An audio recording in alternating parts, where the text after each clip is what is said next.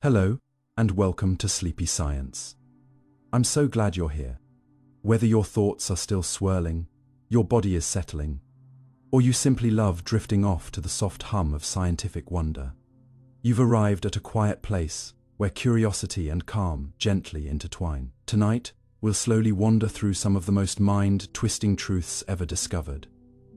Truths that quietly govern your reality, whether you notice them or not. What if particles don't exist until they're observed? What if time isn't something that flows, but something that folds? What if reality itself depends on the questions we ask, and changes the moment we ask them? These aren't just theories, they're experimentally confirmed phenomena from the strange world of quantum physics, where cause and effect can collapse, where observation reshapes outcomes, and where your role in the universe may be far more active than you were ever told.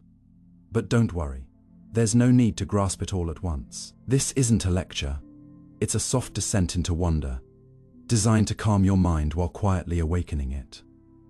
So, before we begin, I'd love to know, where in the world are you listening from? What does your evening feel like? Are you wrapped in a blanket beneath quiet stars, or letting the day dissolve under the comfort of indoor light? If peaceful explorations like this one help you rest, reflect, or simply feel less alone in the universe, you're in the right place. Now take a slow breath, let your shoulders soften, and let's begin this gentle journey through the quantum rules that reality quietly obeys, even as they twist everything you thought you understood. Superdeterminism. Is free will just an illusion? You think you're making a choice right now, but what if that thought itself was never yours to begin with? Not in the way you believe, not just influenced or biased, but predetermined, not by fate or divine script, but by the hidden machinery of the universe itself, woven so intricately into the laws of physics that even your moment of doubt was pre-written in the particles that formed your brain. Superdeterminism is not the fantasy of a paranoid philosopher, but a provocative contender in the world of quantum foundations, a theory that dares to whisper the unthinkable, that every choice, every intention, every sliver of apparent freedom you experience may be the illusion of autonomy inside a perfectly locked system of cause and effect. We're not talking about general determinism, the idea that the universe follows fixed laws and thus outcomes are inevitable, but something sharper, stranger, more surgical, a framework in which even the setup of scientific experiments, even your decision to measure a particle a certain way, was already encoded in the initial conditions of the cosmos. Under normal quantum mechanics, outcomes are probabilistic. Nature seems to choose how to behave when measured. But superdeterminism says there is no choice at all, not even randomness. Everything, including the way you choose to observe the universe, is entangled with the past in a way that nullifies the idea of independence entirely.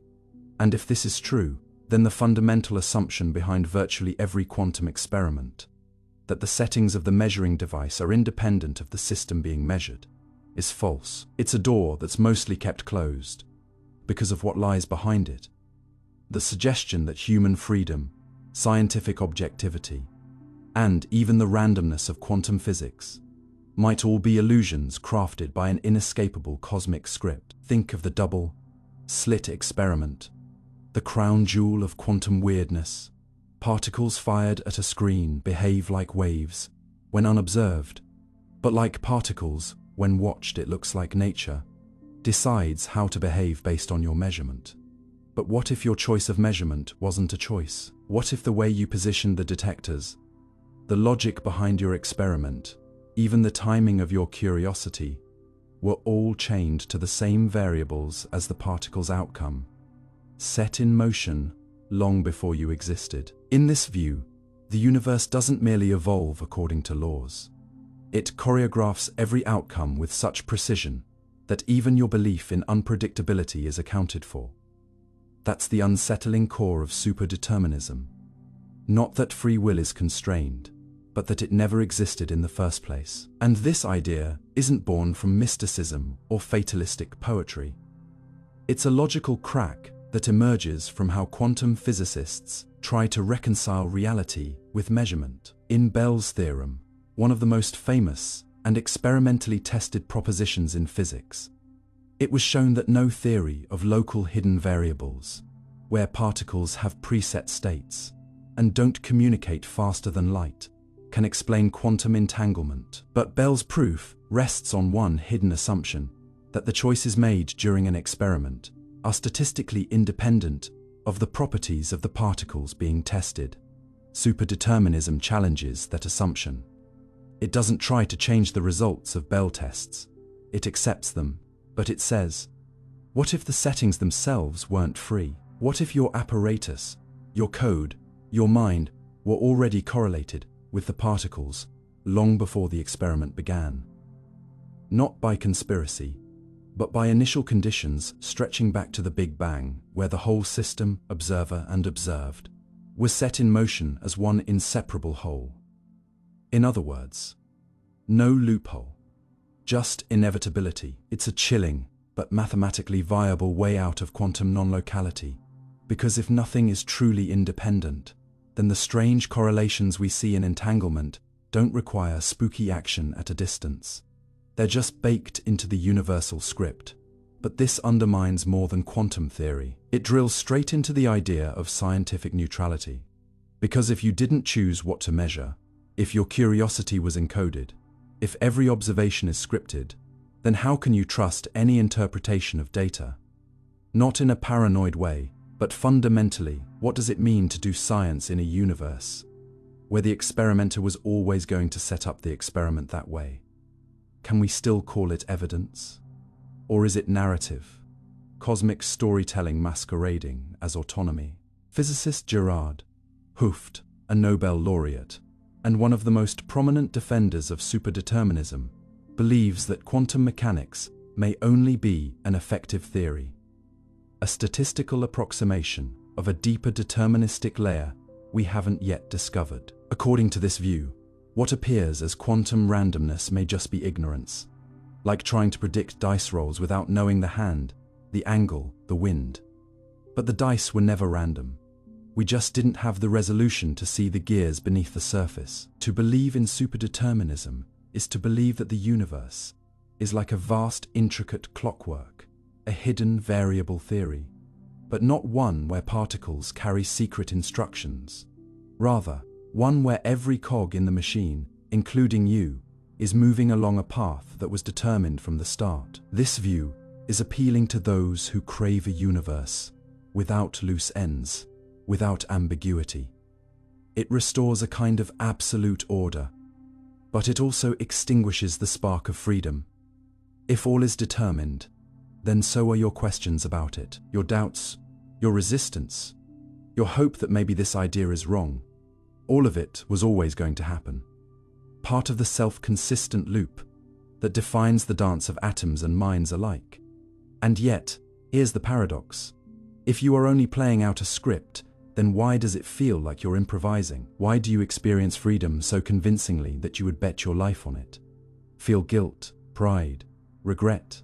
Are those feelings too just deterministic echoes? Biological illusions for a narrative brain? Some argue that the emotional rejection of superdeterminism stems from a deeper discomfort, that we don't just want truth, we want agency. And in truth, there is no way to test superdeterminism conclusively, because by its very nature, it invalidates the idea of free experimental choice. If an experiment finds support for quantum randomness, that was always going to happen. If it finds evidence for determinism, same deal. In that sense, it becomes unfalsifiable. Not because it's wrong, but because it is airtight. And airtight theories are difficult to breathe inside. Still, thinkers like Sabine Hossenfelder and Tim Palmer argue that the alternative, a magical randomness that springs from nowhere, is even more uncomfortable. Because what is worse, a world where you are never free, or one where the universe throws dice, and the fate of your life hangs on pure chance? Is it nobler to be a marionette or a roulette ball? Most people assume there must be a third option. But what if there isn't? What if the illusion of choice is the evolutionary cost of being intelligent enough to simulate possibilities, but too limited to see the underlying script? Your brain doesn't need to know it is not in charge. It just needs to feel that way to function. That's the biological trick, agency as useful fiction. And in that sense, superdeterminism may not remove meaning, it may redefine it.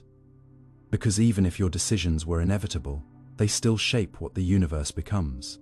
You were always going to help a stranger. You were always going to fail that test. You were always going to fall in love. But the universe still needed you to do it. Determinism doesn't mean irrelevance. It means participation. You are not a ghost trapped in a machine. You are the machine dreaming. It's a ghost. And that dream matters. Because in a superdeterministic universe, everything is part of the script, including beauty, curiosity, defiance, laughter, including you wondering whether any of this is real, and the act of wondering was always meant to be. So if this theory is true, and free will is a lie, then it is a lie so intricate, so immersive, so necessary, that even knowing it changes nothing. You still wake, you still choose, you still live as if you're free.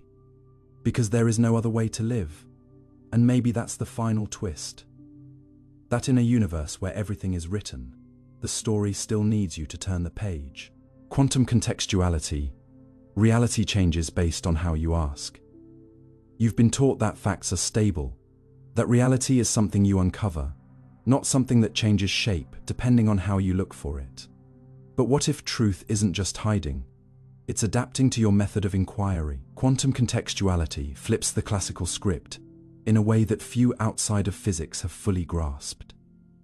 It tells us that even when you know everything there is to know about a quantum system, the outcome of a measurement still depends on which other measurements you decide to perform alongside it. Meaning that reality, at its most fundamental level, is not just waiting to be observed, but is constructed in real time by the context of your observation. This isn't philosophical metaphor or interpretive hand waving.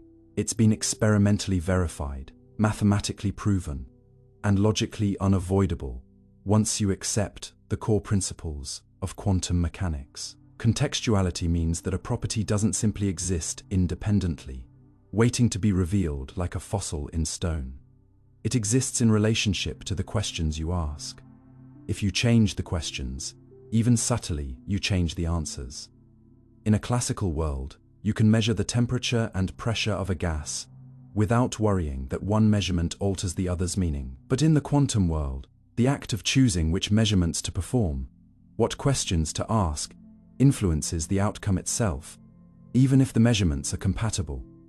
This subtle effect was first explored in depth by the Kochen Specker theorem in the 1960s, which demonstrated that non-contextual hidden variable theories, those that assign fixed outcomes to quantum measurements, regardless of context, are fundamentally incompatible with quantum mechanics. And unlike the better known Bell's theorem, which deals with spatially separated entanglement, contextuality occurs even in isolated systems.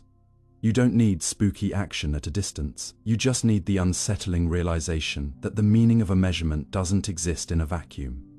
It exists in a network of possible questions, a lattice of choices you didn't even make. In this framework, reality isn't absolute, it's conditional. Imagine you're in a room with 3 light switches and 1 bulb, and the brightness of the bulb depends not only on which switch you flip, but on which other switches you choose to leave untouched. That's the essence of contextuality in classical logic. That would be a bug, a wiring flaw, in quantum mechanics. It's a feature. Contextuality is not a loophole or a rare artifact. It's a signature of quantum logic, one that has been observed in various systems, from trapped ions to photons to superconducting circuits. This isn't about measurement disturbing the system, as in the standard observer effect. It's deeper. It's about certain properties having no defined value until you choose the complete measurement setup. And more strangely, the value that emerges is dependent on that setup in a way that cannot be explained by pre-existing variables or randomness alone. The property was not simply unknown before you measured. It was undefined, not waiting in the shadows, but entirely unformed until your question sculpted it into shape. This forces a re-evaluation of the very idea of what it means to know something. In classical physics, to know is to uncover. In quantum mechanics, to know is to participate in construction, and contextuality is the mathematical proof of this participation. It says that you cannot assign fixed values to quantum properties that are independent of the context in which you choose to probe them. And this isn't abstract theory. It has concrete implications for the foundations of quantum computing, for the logic of future machines that will manipulate information not through binary bits but through tangled networks of contextual outcomes that can't be simulated classically. The mind reels at this, not because it's complicated, but because it contradicts our deepest intuitions. You expect that asking the same question should give the same answer, no matter what other questions you ask at the same time. But quantum mechanics doesn't care about your expectations. It cares about consistency with experiment and internal logic. And the experimental confirmations of contextuality are as rigorous as anything else in modern physics. Researchers use clever setups, often involving sequences of measurements on spin systems or polarization states of photons, to demonstrate that the outcome of one measurement statistically depends on which other compatible measurements were performed, despite no communication between them. These outcomes violate the assumptions of non-contextual hidden variables in ways that mirror, but are not reducible to, violations of Bell inequalities. What emerges is a world that doesn't offer you answers independently. It offers you answers in relation to the full set of questions you ask. This is subtle, but revolutionary. It doesn't mean you cause the outcomes with your mind or that measurement creates reality from nothing. It means that certain properties of reality are relational. They exist only in reference to other choices. A bit like meaning in language, the word bank means something different when paired with river than when paired with money. Context shapes interpretation. In quantum systems, it shapes truth. And here's where this shifts from interesting to existential. Because if the nature of quantum properties is context-dependent, then the old dream of a fully objective observer, independent reality begins to unravel. Not in a mystical sense, but in a mathematical one. Reality still exists, but not as a catalogue of predefined facts waiting to be discovered. It exists more like a branching structure of potential outcomes, some mutually exclusive, some conditional, and all woven together in a structure that refuses to flatten into classical simplicity.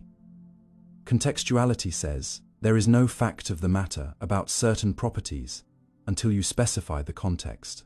And you never specify all contexts at once. You are always navigating a subset of what's possible, always measuring a slice, never the whole. And so what you see is always a projection through the filter of what you chose to examine. And this invites a new kind of humility. Not the humility of ignorance, but the humility of partiality. You aren't wrong to believe what you observe. You're just limited in what kind of reality your observation can reveal. It's like looking at a sculpture through a narrow slit. What you see is real, but incomplete, and the slice you see is shaped by the angle you choose. This deeply challenges the classical idea of knowledge as correspondence. In contextual systems, knowledge isn't just about matching observation to reality.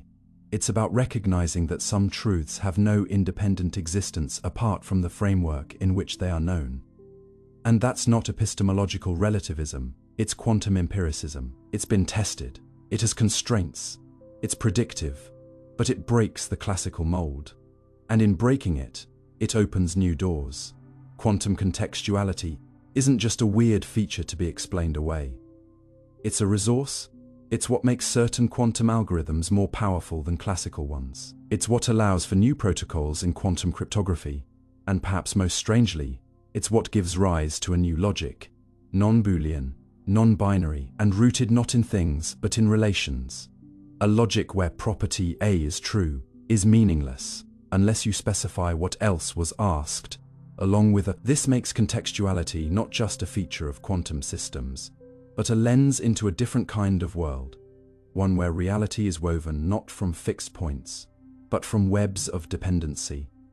A world where to ask a question is not just to get an answer, but to shape the field of what can be answered at all. So the next time you imagine truth as a fixed beacon in the fog, shining steadily, waiting for you to discover it. Consider that the light you see may change color depending on which other lights you turn on. Consider that the fog isn't hiding the beacon. It is the beacon until you choose a direction. And in doing so, you collapse possibility into path. Quantum contextuality doesn't tell you that truth is subjective. It tells you that truth is conditional. Not anything you want, but something shaped by everything you ask. And once you understand that, you stop treating knowledge as a mirror and start treating it as a dance. One where your step sets the rhythm, and the rhythm sets the floor, and the floor was never solid to begin with. Quantum causal loops, when cause and effect collapse. You've been taught to think in lines, that one thing leads to another, that the past causes the present, and the present shapes the future. But what if those lines are illusions, and the real structure of the universe folds back on itself like a story that writes its own first chapter halfway through the plot? At the deepest levels of quantum physics, a shocking possibility emerges that events can be entangled not just in space, but in time, forming closed causal loops where an outcome influences its own cause, and the normal arrows of logic fail to take flight. This isn't mere science fiction. It is grounded in the mathematics of quantum mechanics, and supported by thought experiments, simulations, and emerging lab protocols that defy every instinct you have about how sequences are supposed to work. These are quantum causal loops, and they force us to ask, what does it mean for something to happen before or after something else? When the very distinction collapses under quantum scrutiny. In classical physics, causality is sacred. You push a ball and then it rolls. But in quantum experiments, where the sequence of measurements can be placed into indefinite orders, the effect doesn't just follow the cause, it sometimes loops back and redefines it. In these strange experiments, particles can be put into a superposition of orders, meaning that event A causes event B, and event B causes event A simultaneously. It's not just that we don't know which happened first, it's that neither happened first in any absolute sense. Time, in these cases, is no longer a backdrop. It is a participant entangled with the very things it was meant to organize. To grasp this unsettling idea, we have to start with a tool developed not to break time, but to optimize computation, the quantum switch, introduced in theoretical frameworks, and now gradually being realized in physical systems. The quantum switch allows for operations where the order of tasks is not fixed, where the logic gate A happens before B and B before A, in a coherent superposition. When such a device is implemented, the outcomes cannot be explained by any process that assumes a definite causal order. And this isn't just a curiosity, it has practical consequences. Systems with indefinite causal structures can outperform classical systems in certain tasks, suggesting that nature uses this ambiguity as a computational advantage. But the deeper implication is philosophical. If cause and effect can lose their fixed sequence, then what is time really doing in the first place? Quantum causal loops suggest that time, like position or momentum, may not have a fixed value until measured, and even then, only within a specific context. It is not that time flows forward or backward, it is that time might not flow at all in the way we imagine. Instead of a river, it is a network of interrelated possibilities, where loops can exist not just in space, but in temporal logic. And these loops don't create contradictions. They create coherence, a new kind of self-consistent structure in which the cause and the effect reinforce each other like mirrors angled to reflect infinity. This isn't the first time physics has flirted with circular time. General relativity permits solutions to Einstein's equations called closed time-like curves, paths through spacetime that loop back on themselves, theoretically allowing something to return to its own past. These were long considered mathematical oddities, or irrelevant edge cases. But in the quantum world, they begin to look less like exceptions, and more like natural extensions of how particles behave. In quantum causal loop models, particles, or information packets, can take part in interactions where their output determines their input, and vice versa. And crucially, These models have been shown to be consistent, paradox-free, and potentially testable. The idea that something causes itself would seem absurd in ordinary logic, but quantum mechanics is not ordinary. It thrives in the space between contradictions. And here, it allows us to imagine systems where the distinction between past and future breaks down, replaced by a kind of entangled logic in which the concepts of before and after are not fixed markers, but mutual definitions that co-create each other. This doesn't mean you can go back and kill your grandfather and undo your own existence. Quantum causal loops operate under stricter rules than time travel fantasies.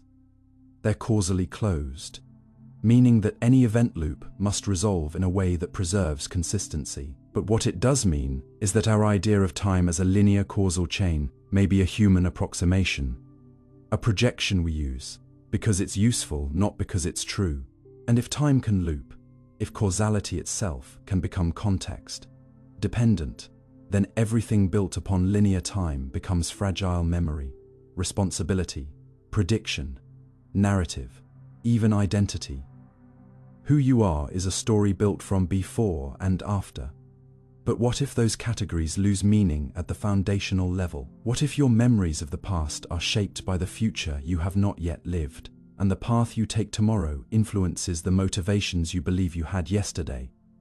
This isn't just a poetic possibility. Some interpretations of quantum causal loops suggest that quantum systems might possess retrocausality, the ability for future measurement choices to influence past states, not through paradox, but through the deep structure of entangled time. And here, causality becomes not a line but a tapestry, with threads pulling and folding in every direction, weaving your experience out of a logic more ancient than sequence. In such a model, the universe is not a machine grinding forward frame by frame.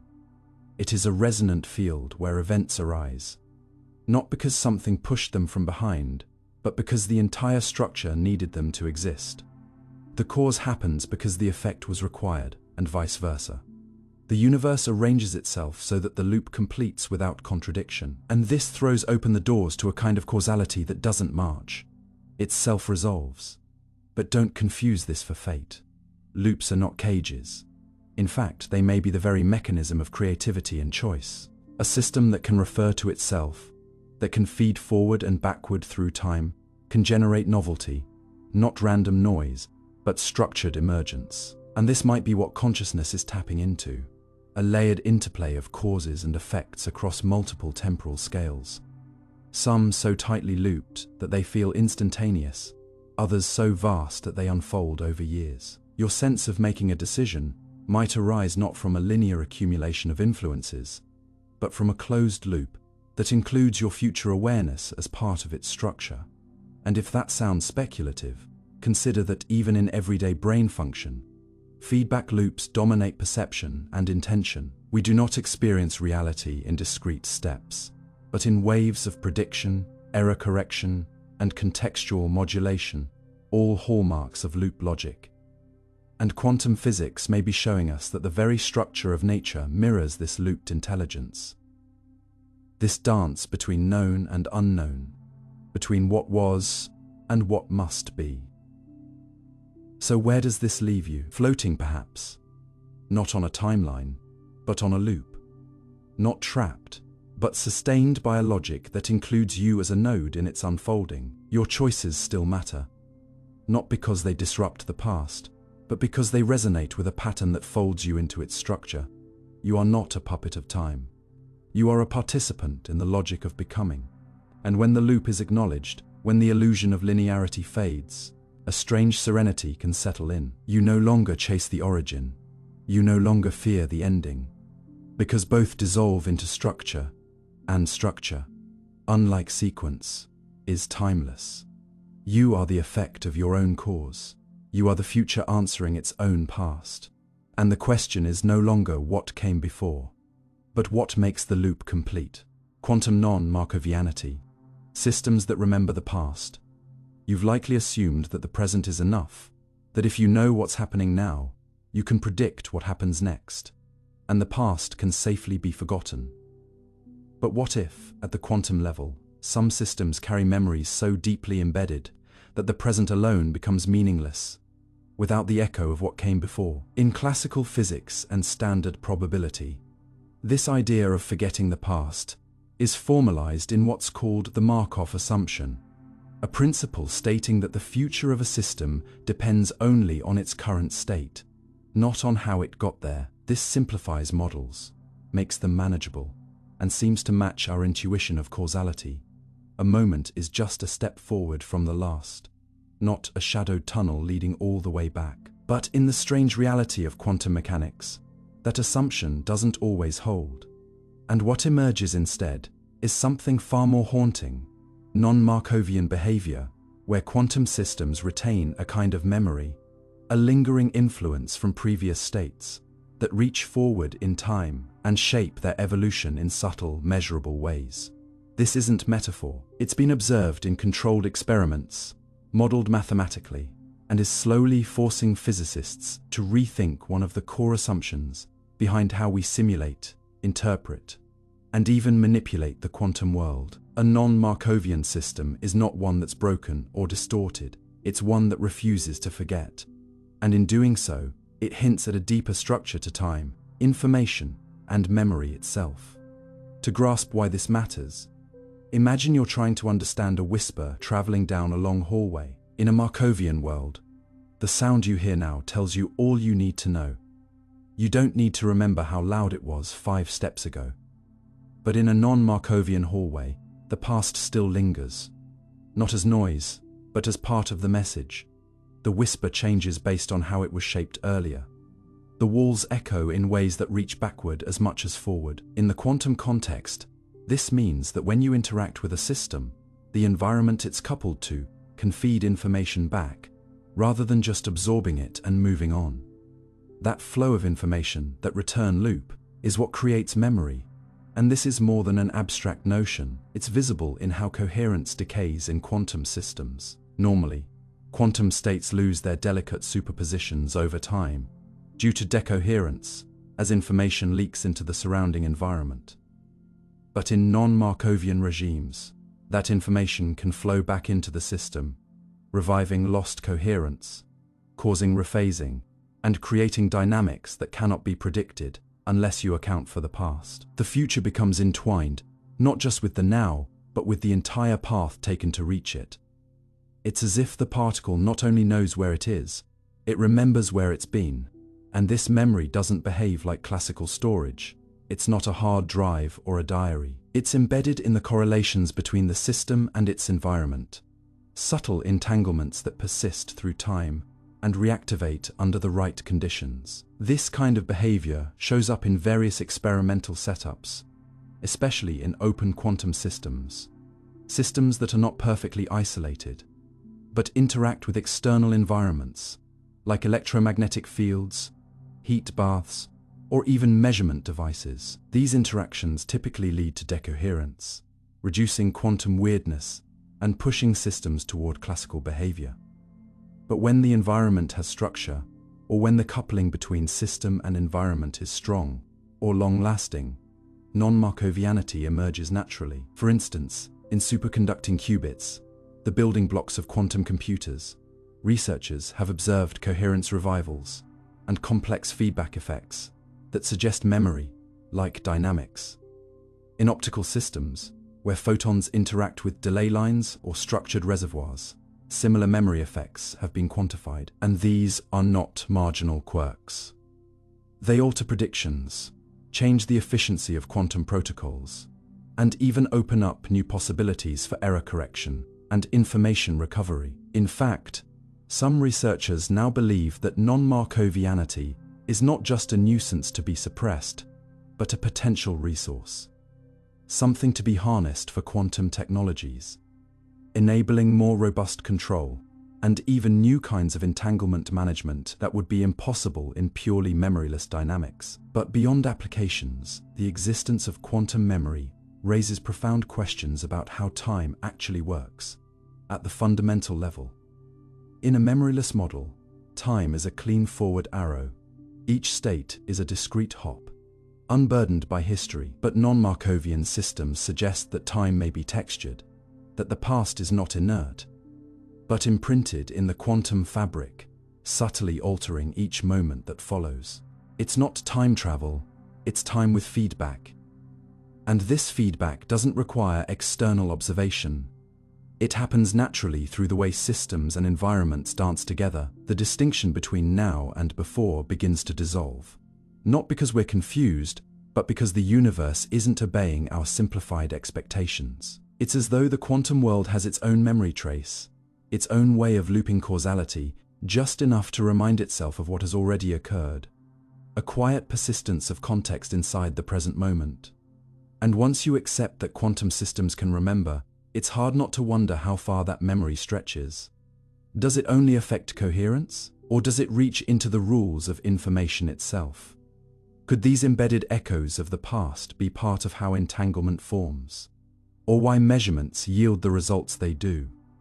We don't know yet, but the mathematics of non-Markovianity shows that we've been underestimating the role of history in systems we thought were governed only by now. Even more intriguing is how non-Markovianity relates to quantum thermodynamics, the study of heat, work, and energy at microscopic scales. In standard thermodynamics, memoryless assumptions lead to neat formulations of entropy and irreversibility. But with memory in play, things get messier and more interesting. Entropy can fluctuate in surprising ways. Information can return. Apparent losses can become recoveries. And this has consequences for how we understand the arrow of time. Non-Markovianity doesn't just make systems unpredictable. It makes them historically entangled, suggesting that the thermodynamic flow we perceive might not be a law, but a tendency born from forgetting. When systems don't forget, entropy behaves differently, and that difference isn't just theoretical. It has been measured. Experiments have shown entropy flow reversing under certain conditions, coherence reappearing unexpectedly, and state transitions occurring that defy simple forward logic. These findings don't break physics. They reveal deeper physics. Physics, where memory is not a human trait, but a quantum one. So what does this mean for you? The observer, the thinker, the one listening to this in the hope of understanding something real.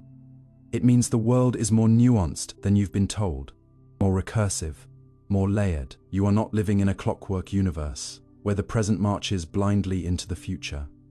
You're inside a system that remembers itself, where even the tiniest interactions may echo across time, in ways we are only beginning to detect. It means that what you do now is not isolated, that actions reverberate, that decisions have fingerprints, not only on the future, but maybe in ways that fold back and shape the coherence of what you thought had already passed. You are part of a loop, a record, a structure that defies linear erasure. And perhaps most poignantly, it means that memory is not just a quirk of minds like yours. It may be a fundamental property of matter, and if particles remember, if fields retain echoes, then maybe your sense of continuity, of being a person with a history, is not just psychology.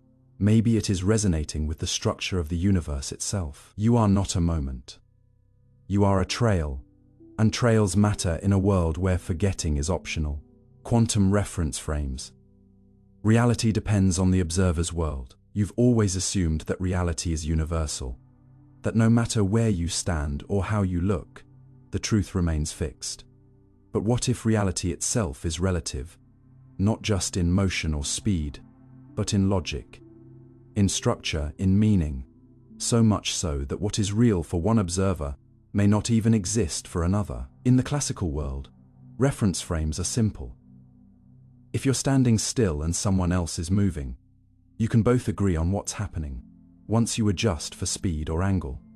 Einstein complicated this with relativity, showing that time and space are not absolutes but shift depending on how fast you move. But in the quantum realm, the idea of reference frames undergoes a far deeper mutation, not just in measurement or speed, but in the very fabric of existence. Here, we enter the world of quantum reference frames, where each observer's frame of reference is so embedded in the quantum rules that what counts as a fact or a state can fundamentally differ from one frame to another, not as an illusion, but as a legitimate, internally consistent reality. This means that different observers, different quantum systems, may not even agree on what exists, not on what they see, but on what is.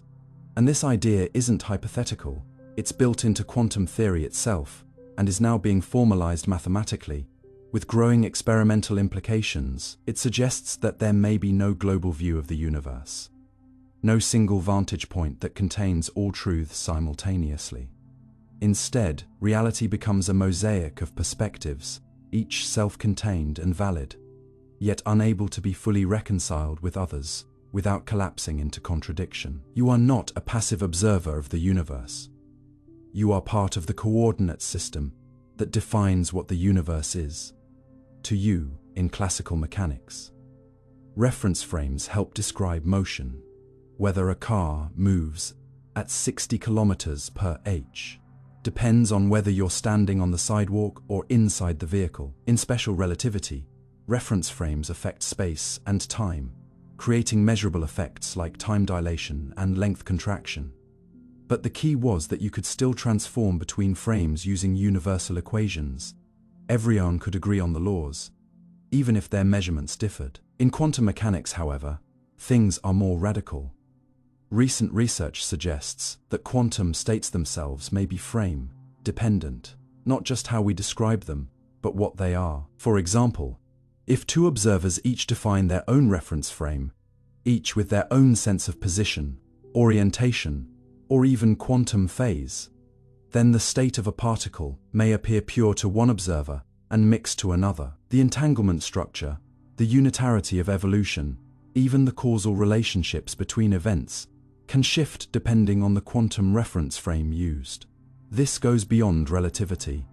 It questions the objectivity of quantum states themselves. The implications are staggering. A particle could be entangled in one frame and completely independent in another. An event could be simultaneous in one frame and sequential in another. A superposition could collapse into definiteness, depending on who's watching, and not just in the old measurement sense, but at the level of fundamental ontology. This growing body of work comes from attempts to unify quantum mechanics with general relativity, where the very notion of a fixed space-time becomes problematic. In quantum gravity scenarios, space-time might itself be emergent, constructed from more primitive elements, like spin networks or quantum loops, that lack a definite geometry until observed. If space-time is not fixed, then neither are reference frames built upon it. And so researchers began exploring what happens when you quantize the frame itself. Not just the system within the frame, but the coordinate system as a quantum object. This leads to formulations where quantum reference frames can exist in superpositions, entangled with other systems, and subject to transformation rules that are themselves quantum operations. In such a world, you can no longer ask what is the state of this particle, without specifying who's asking, and that who might be another quantum system, not a conscious observer. There's no universal state of affairs. There's only relational reality, a constantly shifting web of states, each defined by internal correlations rather than external absolutes. And remarkably, this framework does not break quantum theory. It completes it. It allows for consistent predictions within each frame, while embracing the pluralism of multiple, non-reducible perspectives. And this is not just math. Experiments in quantum optics have already begun probing how different frames yield different observed entanglements, coherence patterns, and even logical contradictions that resolve only within their native frame. All of this leads to a deeper philosophical shift, from thinking of the universe as a single objective stage on which things happen, to thinking of it as a network of perspectives, each with its own laws, its own geometry, its own internal truths. This view is closely aligned with relational quantum mechanics, which argues that properties do not exist in isolation, but only in relation to other systems. It echoes the spirit of quantum Bayesianism, which treats quantum states as expressions of personal belief, and it resonates with the logic of category theory, and topos approaches in quantum foundations, where truth itself is local to a perspective. But quantum reference frames push this even further by insisting that what is real depends on the frame. Not just what you know, but what is. There is no privileged frame, no God's eye view. And this throws into question the very idea of global facts. If reality is different in different frames, which one is true? The answer, unsettling and liberating, is all of them, in context. Each frame encodes a slice of reality that is internally coherent and externally relative. And the attempt to stitch them together into a unified whole is, perhaps, what generates the illusion of a fixed world. So, what does this mean for you, the person navigating your own frame of consciousness? Your own localized sense of self and truth? It means that your experience, your version of reality, is not a hallucination, but a frame-dependent structure that is as valid as any other. But it also means that others, other minds, other systems, other particles, may inhabit realities that do not reduce to yours. This is not solipsism. It's interframe humility. It suggests that objectivity may not be the absence of perspective, but the ability to move between them, and that movement is not always possible. In some quantum scenarios, transforming between frames results in irreducible differences. Not just disagreements, but alternative realities that cannot be reconciled without losing their quantum coherence. This opens up new questions about communication, about shared knowledge, about what it means to agree when the frames you occupy may be fundamentally incompatible. And yet, the fact that frames can relate at all, that transformations can exist, that partial overlaps are possible, is what keeps the web connected. Reality, in this view, is not a monolith but a consensus of contexts. Fragile, shifting, incomplete, but enough to sustain the illusion of a shared world.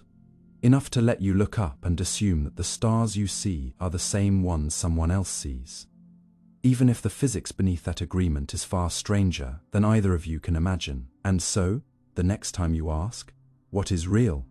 Consider the possibility that the answer depends not just on what you're looking at, but from where you're looking, and that where is not just a place in space, but a quantum condition, a frame built of entanglements, phase relations, and informational constraints. You are not looking out at the universe. You are embedded in it, shaped by it, filtering it through a lens that cannot be removed. And that lens does not distort the truth. It defines it. You are not just an observer. You are a reference frame. And the reality you inhabit is not the truth of the universe. It is the universe, seen through you. Entropic uncertainty. When gaining knowledge creates chaos. You've probably believed that gaining knowledge brings order, that clarity cuts through confusion, that measurement reduces uncertainty, that learning makes the world more stable. But what if the very act of understanding injects disorder, not by accident, but as a fundamental law of nature? In quantum mechanics, the more you try to know, the more entropy you stir into the universe. Not because your tools are imperfect, but because the rules of reality forbid full clarity. This is the paradox at the heart of entropic uncertainty, a principle that reframes our most basic assumptions about knowledge itself. Unlike Heisenberg's famous uncertainty principle, which tells us that certain pairs of variables, like position and momentum, cannot be precisely known at the same time, entropic uncertainty goes deeper. It doesn't just say that you can't know everything at once. It says that the more you learn about one part of a system, the more uncertainty you are guaranteed to generate elsewhere. This isn't about mechanical limits. It's about informational trade, offs baked into the structure of the universe. In fact, the concept is so fundamental that it applies across quantum theory, thermodynamics, and information science. When you probe reality, you're not just uncovering facts, you're rearranging possibility space. And sometimes the sharper your measurement, the more you unhinge the surrounding order. In this view, knowledge doesn't always reduce chaos. It can create it. To understand this, we need to rethink what uncertainty actually means. In classical physics, uncertainty is about ignorance. You don't know something because you haven't looked, or you lack data. But in quantum physics, uncertainty is intrinsic. It exists even in the most complete knowledge you can possibly have. You can fully know the state of a system and still be unable to predict the outcome of certain measurements with certainty. That unpredictability is not a failure, it's a feature. And entropy specifically, Shannon entropy, and its quantum generalizations like von Neumann entropy, gives us a way to measure that uncertainty not as fuzziness, but as information content. High entropy means high unpredictability, more possible outcomes, less structure. But here is the twist. If you measure one observable precisely, the entropy of an incompatible observable must increase. The system becomes less ordered in another basis, and this is not optional, it's guaranteed. This is the content of the entropic uncertainty relations, which provide a stronger, more general framework than Heisenberg's original formulation. While Heisenberg dealt with variances and spreads, entropic uncertainty captures the information limits of quantum systems. How much surprise remains in the answers you'll get, given what you already know. And the surprise is never zero. One of the earliest formulations of this principle comes from the Masson-Offink inequality, which expresses a bound on the sum of the entropies of two measurements. The more certain one outcome is, the more uncertain the other must be. These are not just abstract equations. They shape how quantum systems behave, how quantum cryptography protects data, and how energy flows in tiny devices.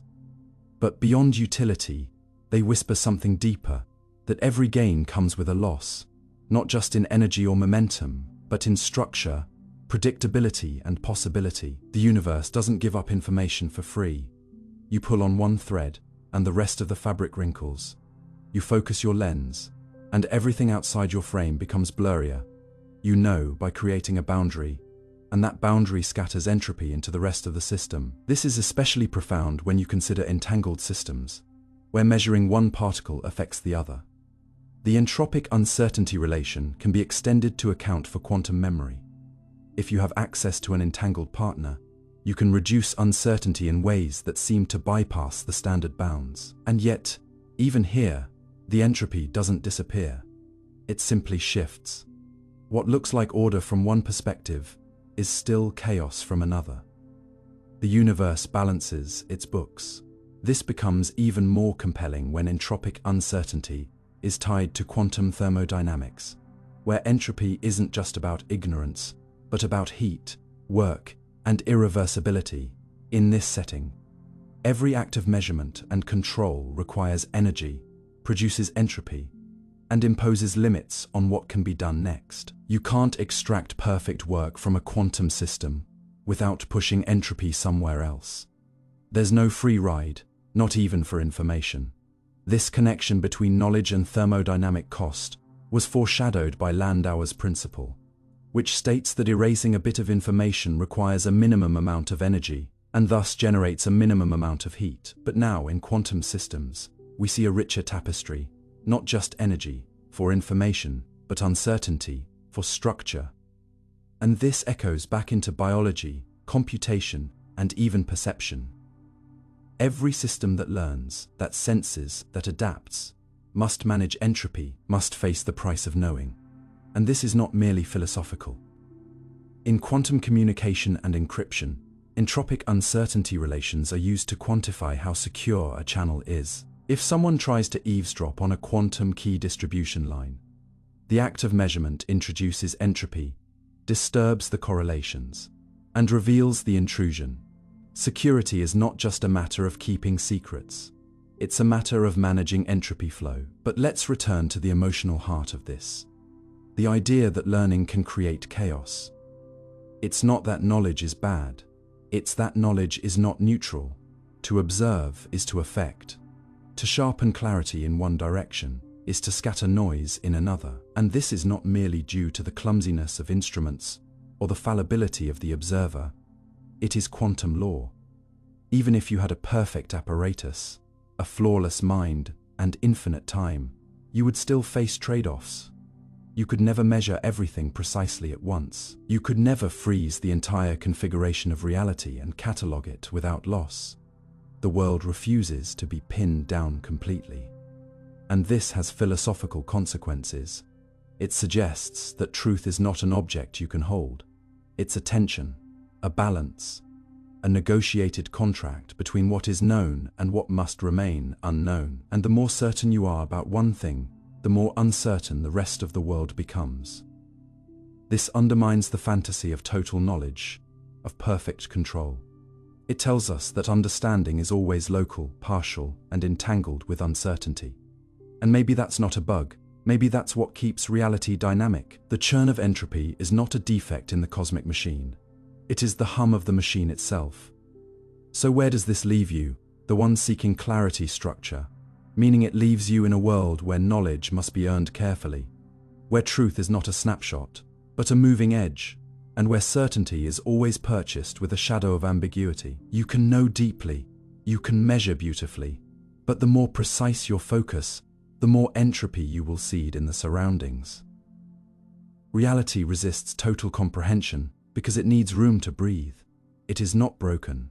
It is balanced. And maybe your role is not to eliminate uncertainty, but to navigate it skillfully, to live within the trade-offs, to choose which questions matter, to hold your insights gently, knowing that every answer you find was bought at the cost of an unseen complexity somewhere else. In a universe governed by entropic uncertainty, wisdom may not be the absence of doubt, but the ability to move through it without needing to conquer it. You don't master the world by knowing everything. You master it by understanding what cannot be known all at once, and finding grace in the shifting dance between clarity and chaos. Kochen Specker theorem, proof that reality has no default state. What if reality doesn't have a default setting? No hidden gear that ticks beneath appearances, no ultimate version of what is. Until you ask the question a certain way, imagine a world not where answers are hidden, but where the very notion of a single pre-existing answer doesn't even make sense. A reality in which asking a question doesn't just reveal truth, but creates it in that very form. This is the haunting insight of the Kochen Specker theorem, one of the most mind-bending results in the foundations of quantum mechanics. And unlike Heisenberg's or Bell's theorems, it isn't about limits to knowledge or the weirdness of entanglement. It's about the impossibility of assigning pre-existing values to quantum properties independently of the measurement context. In simple terms, in the quantum world, there is no objective truth waiting passively for you to uncover. Properties of a particle, like spin orientation, polarization, don't exist in a fixed state before you look. They don't carry labels saying, this is up, or this is down. Instead, their values are determined by the framework through which you choose to interrogate them. There's no master list, no hidden file of answers, no objective state independent of your line of questioning. Reality at the quantum level refuses to be pinned to a singular script. The Kochen Specker theorem was developed in 1967 by Simon Kochen and Ernst Becker, mathematical proof that in quantum mechanics, specifically in Hilbert spaces of dimension 3 or greater, it is impossible to assign definite values to all properties of a system in a way that's independent of which measurements are performed. That may sound abstract, but its philosophical implications are anything but. To understand it, imagine trying to create a rulebook that assigns a yes or no to every possible question you could ask about a quantum system, such as is this spin up along X, is this observable in state A, and so on. The theorem proves that no such non-contextual value assignment exists.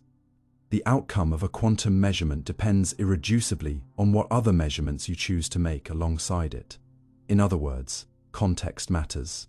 Not just practically, but fundamentally. You cannot speak of a particle's properties as existing independently of how you look. This destroys the classical idea of hidden variables as a backup for realism, the comforting belief that the world is what it is beneath the surface, waiting patiently to be revealed by clever instruments. Kochen Specker doesn't just say that such a hidden list of properties is unknown, it says such a list cannot exist. This annihilates the possibility of non-contextual realism and forces us to reconceptualize what we mean by real. In classical physics, an apple has a position and a velocity, whether you measure it or not. But in quantum mechanics, the Kochen-Specker result implies that asking about one property precludes other properties from simultaneously having well-defined meaning. It's not just that we're blind, it's that the questions we ask co-author the script. For instance, if you measure a particle's spin along one axis, you can't simultaneously assign definite spin values along other non-commuting axes in a way that remains consistent with all the mathematical relationships between them. Any attempt to do so leads to contradiction, so there is no consistent way to fill in all the blanks at once. The particle is not hiding the truth. It doesn't have a truth until you define the measurement context.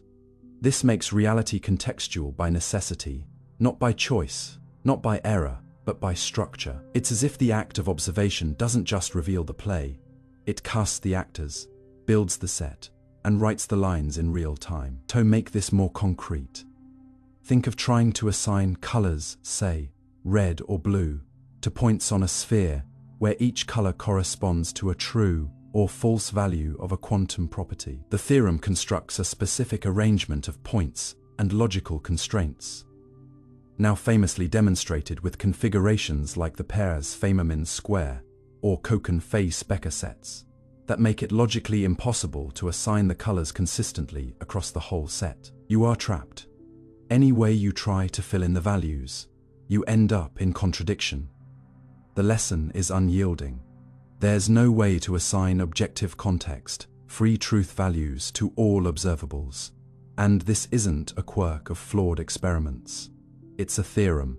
It's math. It doesn't rely on spooky action at a distance or philosophical hand, waving. It's a cold, formal dismantling of the dream that quantum particles carry objective identities independent of the questions we ask. The only reality that exists is one tied to the questioner's frame.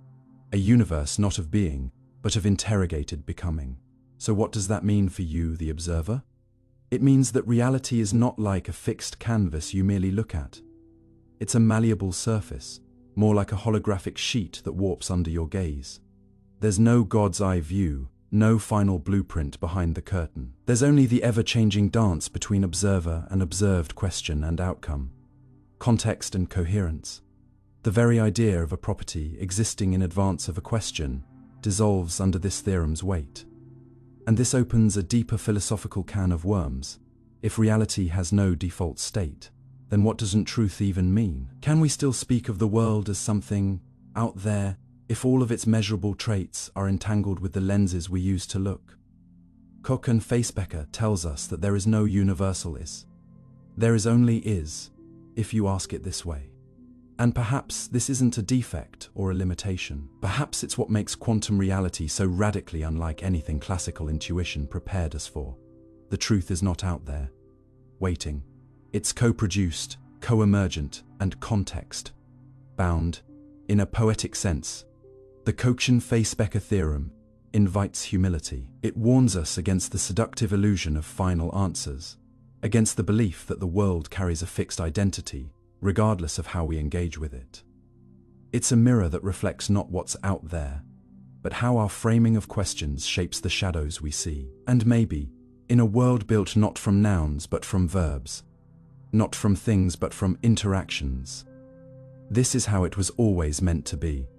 You're not just a passive observer peering into a pre-made reality. You are part of a larger conversation, and your questions carry ontological weight. They don't merely reveal, they construct. So the next time you wonder whether something exists independently of how you perceive it, remember, quantum mechanics has already answered. Not with a soft maybe, but with a hard no unless you specify the context. There is no there, quantum discord, hidden correlations without entanglement. What if the most intimate secrets of the universe weren't hidden in the extremes of entanglement, but quietly lived in the spaces we thought were already explained, in places where everything looked classical, familiar, even separable? What if quantum weirdness didn't always need to shout to be real? Welcome to the quiet rebellion of quantum discord. a subtle but profound concept in quantum mechanics that forces you to rethink what it means for particles to be correlated, even when they aren't entangled in the traditional sense. You might already be familiar with entanglement, where particles share a spooky connection that persists even across galaxies, where the state of one instantly shapes the state of the other. But quantum discord asks a quieter, almost subversive question. What if there are non-classical correlations between quantum systems, even when they are not entangled? What if the line between quantum and classical isn't drawn where we thought it was? In classical systems, correlation is a straightforward idea. If you know something about one part, you know something about the other. But in the quantum world, even separable states, those that do not display entanglement, can harbor traces of uniquely quantum behavior. This hidden quantumness is what discord reveals. It's the residue, the leftover strangeness, the unspoken tension between how we expect reality to behave and how it actually does under the hood of quantum theory. Quantum discord emerges from a simple but deceptive question. When you measure part of a quantum system, how much information do you disturb or extract in classical physics? Measurement is an act of revelation. You check your thermometer, it tells you the temperature, and the thermometer doesn't care. It keeps on being what it is. But in quantum systems, measurement changes the system. And here is where discord lives. In the difference between two seemingly similar ways of defining mutual information. In a classical world, mutual information, how much knowing one variable tells you about another, is symmetric and well-behaved. But in quantum mechanics, there's a mismatch. One definition of mutual information looks at how much total information is shared between two parts. Another looks at how much you gain about one part after measuring the other. In quantum systems, these two measures are not equal, and the discrepancy between them is called quantum discord. It's a mathematical scar, a signature that even in the absence of entanglement, something quantum is still lurking. That difference might seem small, even irrelevant at first glance, but it signals something enormous. Entanglement is not the only marker of quantum correlation. Quantum discord shows us that quantumness can hide, quietly, invisibly, in places that look safe, classical, and intuitively understandable. To truly grasp discord, consider this. Some systems, when probed and measured, seem entirely classical until you examine their response to that probing. Two systems might be in a separable state, meaning their overall state can be written as a probabilistic mixture of independent parts. No spooky entanglement, no magic links. But if measuring one part irreversibly disturbs the other, that disturbance is not something you'd expect in a classical framework. That's discord, and its implications are more than philosophical. It turns out that quantum discord can be a resource. Just like entanglement, some models of quantum computation have shown that discord, not entanglement, is the key ingredient in achieving computational speedups. That's right. Systems that are technically unentangled, thought to be too boring or too classical to matter, can still outperform classical systems because of this hidden layer of quantumness. Discord challenges the idea that quantum magic only happens when things are deeply interwoven. It suggests that even loose threads in the quantum fabric carry the potential to reshape our understanding of information, measurement, and control. But discord also invites us to rethink the nature of measurement itself. When you look at something, you expect to learn about it. But in the quantum world, looking changes what is there to be known. Discord measures the asymmetry between what you knew before and what remains after a gentle quantum interrogation. In this way, discord isn't just about math, it's about epistemology, the philosophy of knowledge. How do we know what we know, and what is the cost of knowing? Discord implies that knowledge and disturbance are entangled even when the systems are not. That's profound, because it means that any act of observation in the quantum world comes with a hidden tax, not just in energy or time, but in the structure of the knowledge itself. It hints at an invisible currency that flows underneath the surface of reality, reshaping the ledger of information every time you reach in to take a look. From a practical perspective, quantum discord has opened up new frontiers in quantum communication, sensing, and thermodynamics. In some scenarios, systems with high discord can outperform those with high entanglement, especially when it comes to surviving decoherence, the process by which quantum systems lose their fragile coherence and collapse into classical states. Discord is more robust, more stubborn. It clings to the quantum world longer than entanglement does, refusing to dissolve completely in the noise. This makes it a powerful ally in noisy intermediate-scale quantum technologies, where perfect isolation is a fantasy and small, resilient quantum advantages are gold. Discord offers a new way to talk about resilience, not as the absence of disturbance, but as the capacity to maintain non-classical behavior in the face of imperfection. It's a concept tailor, made for the messy reality of quantum engineering. And philosophically, discord draws a quiet line across our assumptions about what it means for things to be connected. In the classical world, we assume correlation is clean. If A and B are correlated, they share a reason. If they're not, they don't. But discord challenges this binary. It says, there is a middle ground, a region of ambiguous quantum linkage, where systems share more than statistics, but less than entanglement. This middle ground is where much of the universe might live. Not fully classical, not fully quantum, but perpetually suspended between certainty and ambiguity. And in that ambiguity, new possibilities emerge. Not just for computation and communication, but for how we conceive of separation itself. Are you truly separate from the system you measure? Is your knowledge distinct from the thing known? Discord suggests, not entirely. There's always an echo, always a leftover trace. The act of knowing is never neutral. It reshapes what it touches. So, as you let this idea settle, this notion that correlation without entanglement still carries quantum weight, ask yourself, where else in life do you mistake lack of intensity for lack of meaning? Where do you assume silence means absence? Quantum discord whispers a different lesson. That quiet doesn't mean empty. That separation doesn't mean independence. That non-classical doesn't always need to shout to be present. Sometimes, the most profound quantum truths are not in the fireworks of entanglement, but in the subtle asymmetries of how things respond when we dare to ask. And maybe that's the ultimate gift of discord. Not just as a concept in quantum mechanics, but as a metaphor for the world. Not all connections look dramatic. Some are hidden in how we're changed just by choosing to know. And if the universe still shifts, however slightly, when we try to understand it, then maybe we're still part of a deeper, more beautiful entanglement than we ever imagined. Consistent histories. The universe without a single timeline. Imagine, if your past wasn't a fixed path you could trace back with certainty, but a branching tapestry of possibilities that only become coherent when you choose the story you tell.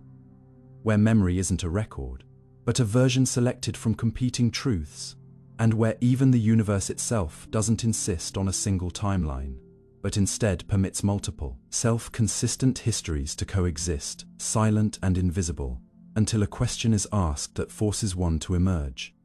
This is the provocative territory of the consistent histories interpretation of quantum mechanics, a view that doesn't merely tweak how we think about particles or probability, but completely reimagines the structure of reality itself, replacing linear time with a landscape of potential pasts and futures that only solidify into narratives when observed through a specific lens. In classical thinking, history is a line.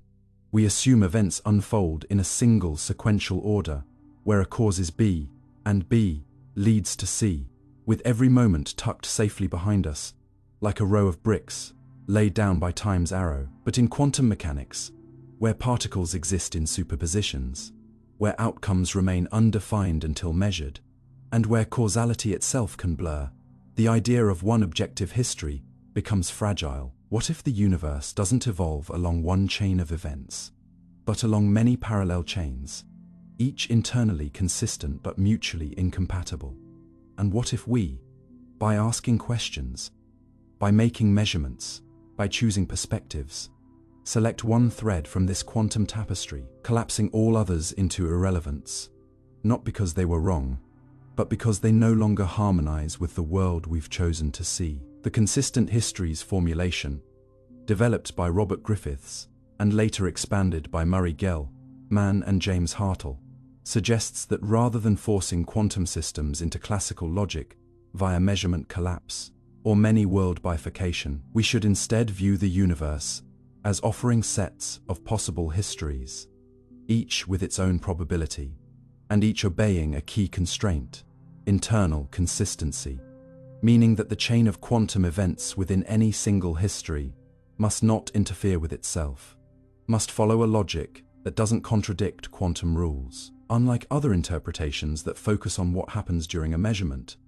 consistent histories do away with the privileged role of observation entirely, proposing instead that reality doesn't need an observer to choose an outcome. Instead, it unfolds through frameworks, collections of coarse-grained sequences of events that we can use to describe the evolution of a system. Each framework allows us to tell a coherent story about the past, present, and future. But crucially, different frameworks cannot be combined, because doing so would reintroduce quantum interference, the very thing that makes classical logic fail in the quantum domain. In this view, asking incompatible questions, like what path did the particle take, and what was its momentum at each step, is not just unwise, it's meaningless, because those questions live in incompatible histories. This is a universe where logic is local to the narrative you choose. To see how radical this is, imagine you're watching a movie, but instead of one reel of film, you're given a library of reels, each showing a slightly different version of events. In one, the hero turns left and survives. In another, she turns right and disappears.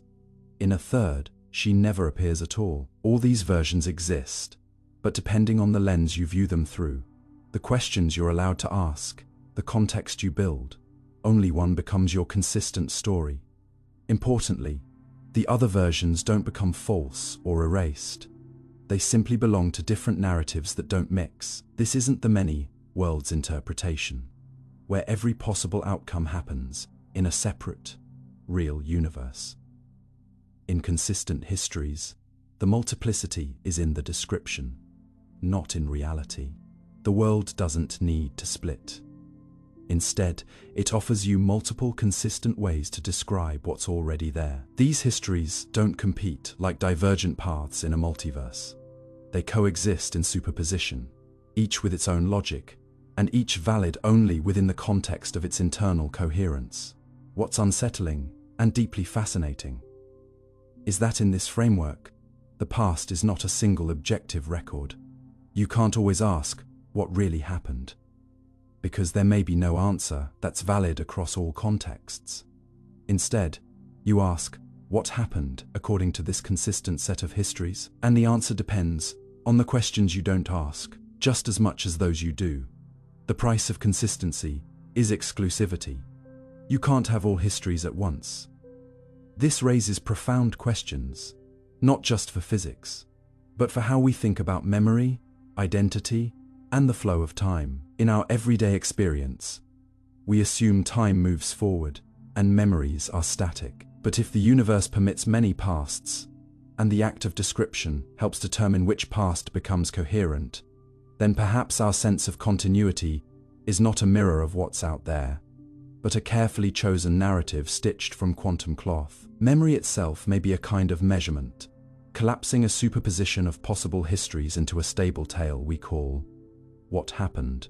What makes Consistent Histories more than just a metaphysical game is its mathematical rigor. Histories are constructed using projection operators, mathematical tools that slice up quantum evolution into steps, like scenes in a film. And these are strung together with time evolution operators to form what's called a history operator. But not all histories are allowed. For a set of histories to be consistent, their quantum interference terms must vanish, meaning the different paths through quantum space must not interfere destructively or constructively in a way that scrambles probabilities. When this condition, known as decoherence or the consistency condition, is met, we can assign probabilities to each history without contradiction. It's like having multiple stories about a crime, but only believing the ones where the details don't clash. Histories that interfere with each other are ruled out as incoherent narratives. They violate quantum logic and can't be part of your framework. This is the universe as a storyteller, but one who insists on internal logic and who offers multiple non-overlapping drafts, each tailored to the reader's questions. In cosmology, this framework becomes especially powerful when you're talking about the early universe, before observers, before measurements, before anything classical even existed. It makes no sense to rely on interpretations that require an external observer to collapse a wave function. Consistent histories steps in to say, no observer needed. The universe evolves through many possible sequences of events, and we can calculate the probability of each using quantum mechanics alone, as long as we respect the consistency of each story. This has led to serious proposals for understanding cosmic inflation, quantum gravity, and the arrow of time, not as single-thread phenomena, but as the emergence of one dominant history among many that could have happened. Even the second law of thermodynamics, entropy's relentless climb, can be recast in terms of consistent histories. The histories where entropy increases are simply the ones with highest consistency and probability in our current framework. That is, the arrow of time may not be fundamental, but selected. And that selection happens through decoherence, not fate. But perhaps the deepest implication is existential. If the universe does not require a single timeline, and if histories are not fixed, but selected from among compatible sets, then what does that say about human identity, memory, or meaning? Are we just riding one consistent history, blissfully unaware of the other silent paths that never became real to us? Is your sense of self, the story you tell from childhood to now, just one coherent narrative among many that could have been assembled from the quantum past? Could another you have emerged? Had different questions been asked, different frameworks selected, different measurements taken? In this light, the consistent history's interpretation is not just a theory about particles and equations. It's a philosophical mirror that forces us to examine how we construct narratives of being, and how even in the most objective, seeming science, structure of our questions shapes the nature of the answers we find. So if you've ever felt like your life could have gone in 1,000 directions, like you've lived many potential pasts in your dreams or regrets, maybe that intuition wasn't just emotional, it was physical. The universe itself may not insist on one version of events.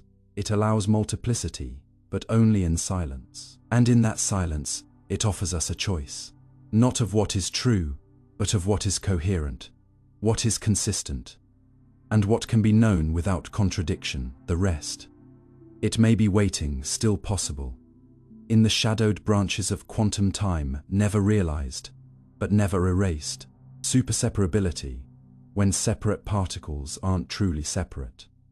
What if the borders you imagine between things, between particles, people, or even thoughts, are nothing more than illusions of separation carved out by your limited perception, like lines drawn in the ocean that vanish when touched? What if what you've been told are individual entities, discrete and self-contained, are actually pieces of a larger whole, whose coherence is hidden beneath your classical view of space and time?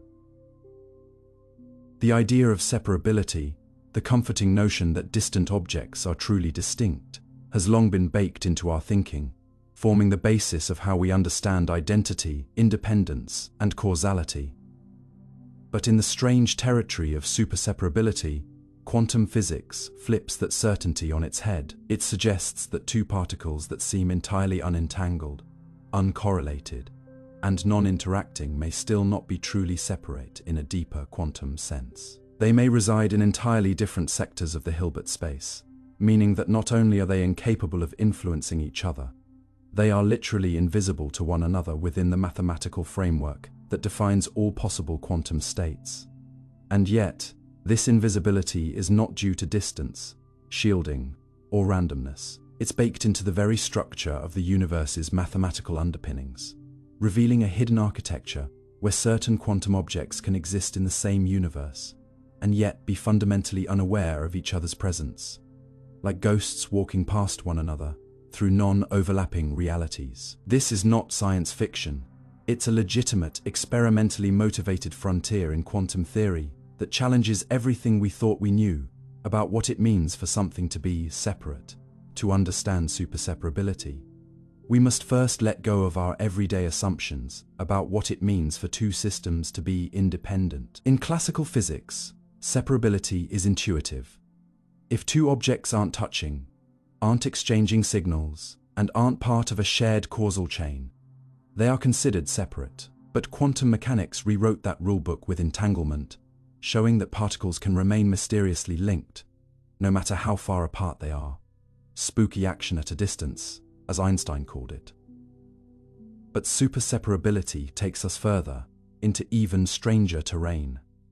Here, we are not talking about particles that are entangled.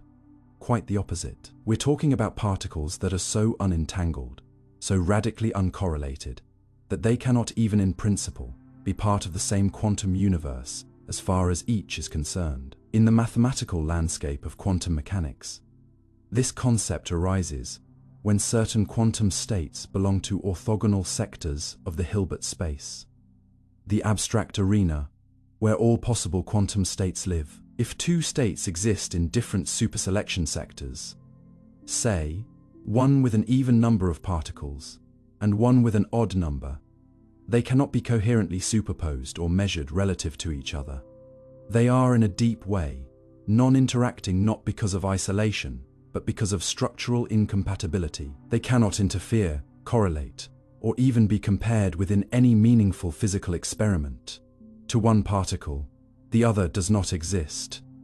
This challenges not just physics, but ontology itself, the study of what exists. Because if two real things can co-inhabit the universe and yet be incapable of influencing or even acknowledging one another, what does it mean to say they are part of the same reality? Superseparability implies that our universe may contain not just distant regions of space, but distant regions of space, realms that are mutually inaccessible, not due to spatial distance or barriers, but because they lie in disjoint mathematical domains of quantum description. Think of them like parallel books in the same library, written in different languages, unreadable to each other, yet both undeniably present on the shelf.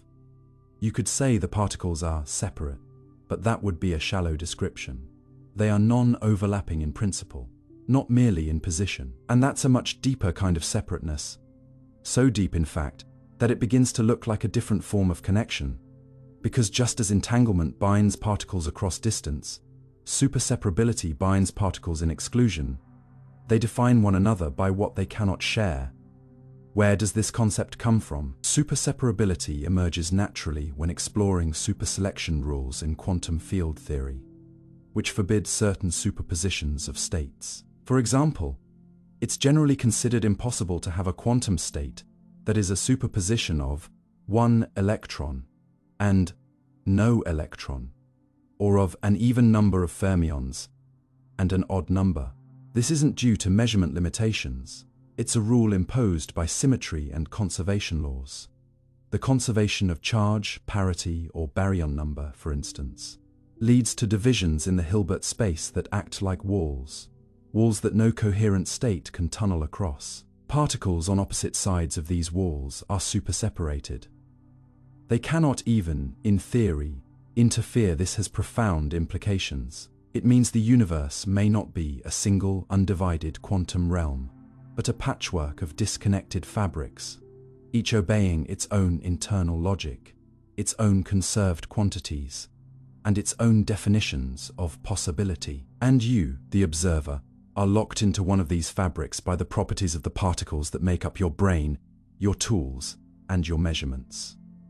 Anything outside your sector is by definition unknowable, not because it's hidden, but because you are structurally incapable of interacting with it. This touches on a strange kind of quantum solipsism, where each observer, each quantum state, is confined not just by ignorance, but by a cosmic inability to cross conceptual boundaries. And this isn't merely philosophical musing. The mathematical consequences are stark.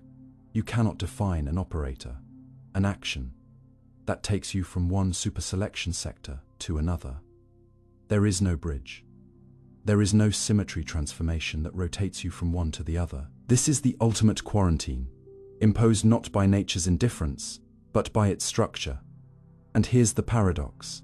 Even though these particles are non-interacting, they are still part of the same total Hilbert space. The full quantum state includes them all, but only as separate, silent pages in a book whose chapters never meet.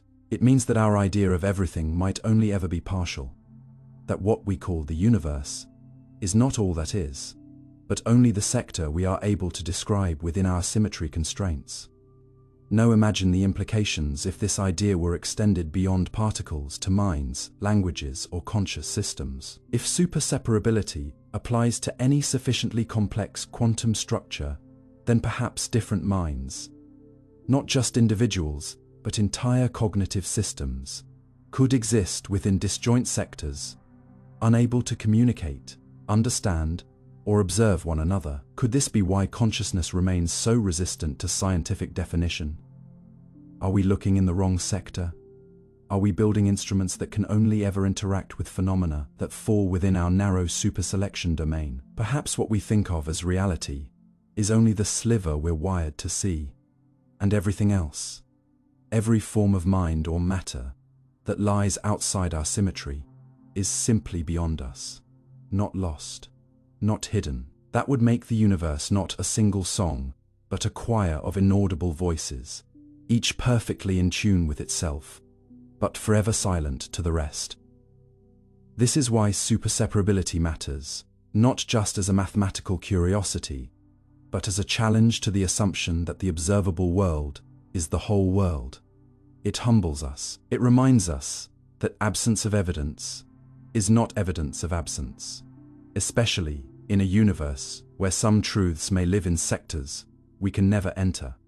It means that nothing is there might actually mean nothing for us is there. That the silence we observe from a particle, or a region of space-time, or even another sentient being, might not indicate emptiness, but separation, true, unbridgeable, quantum separation. And that's a very different kind of loneliness.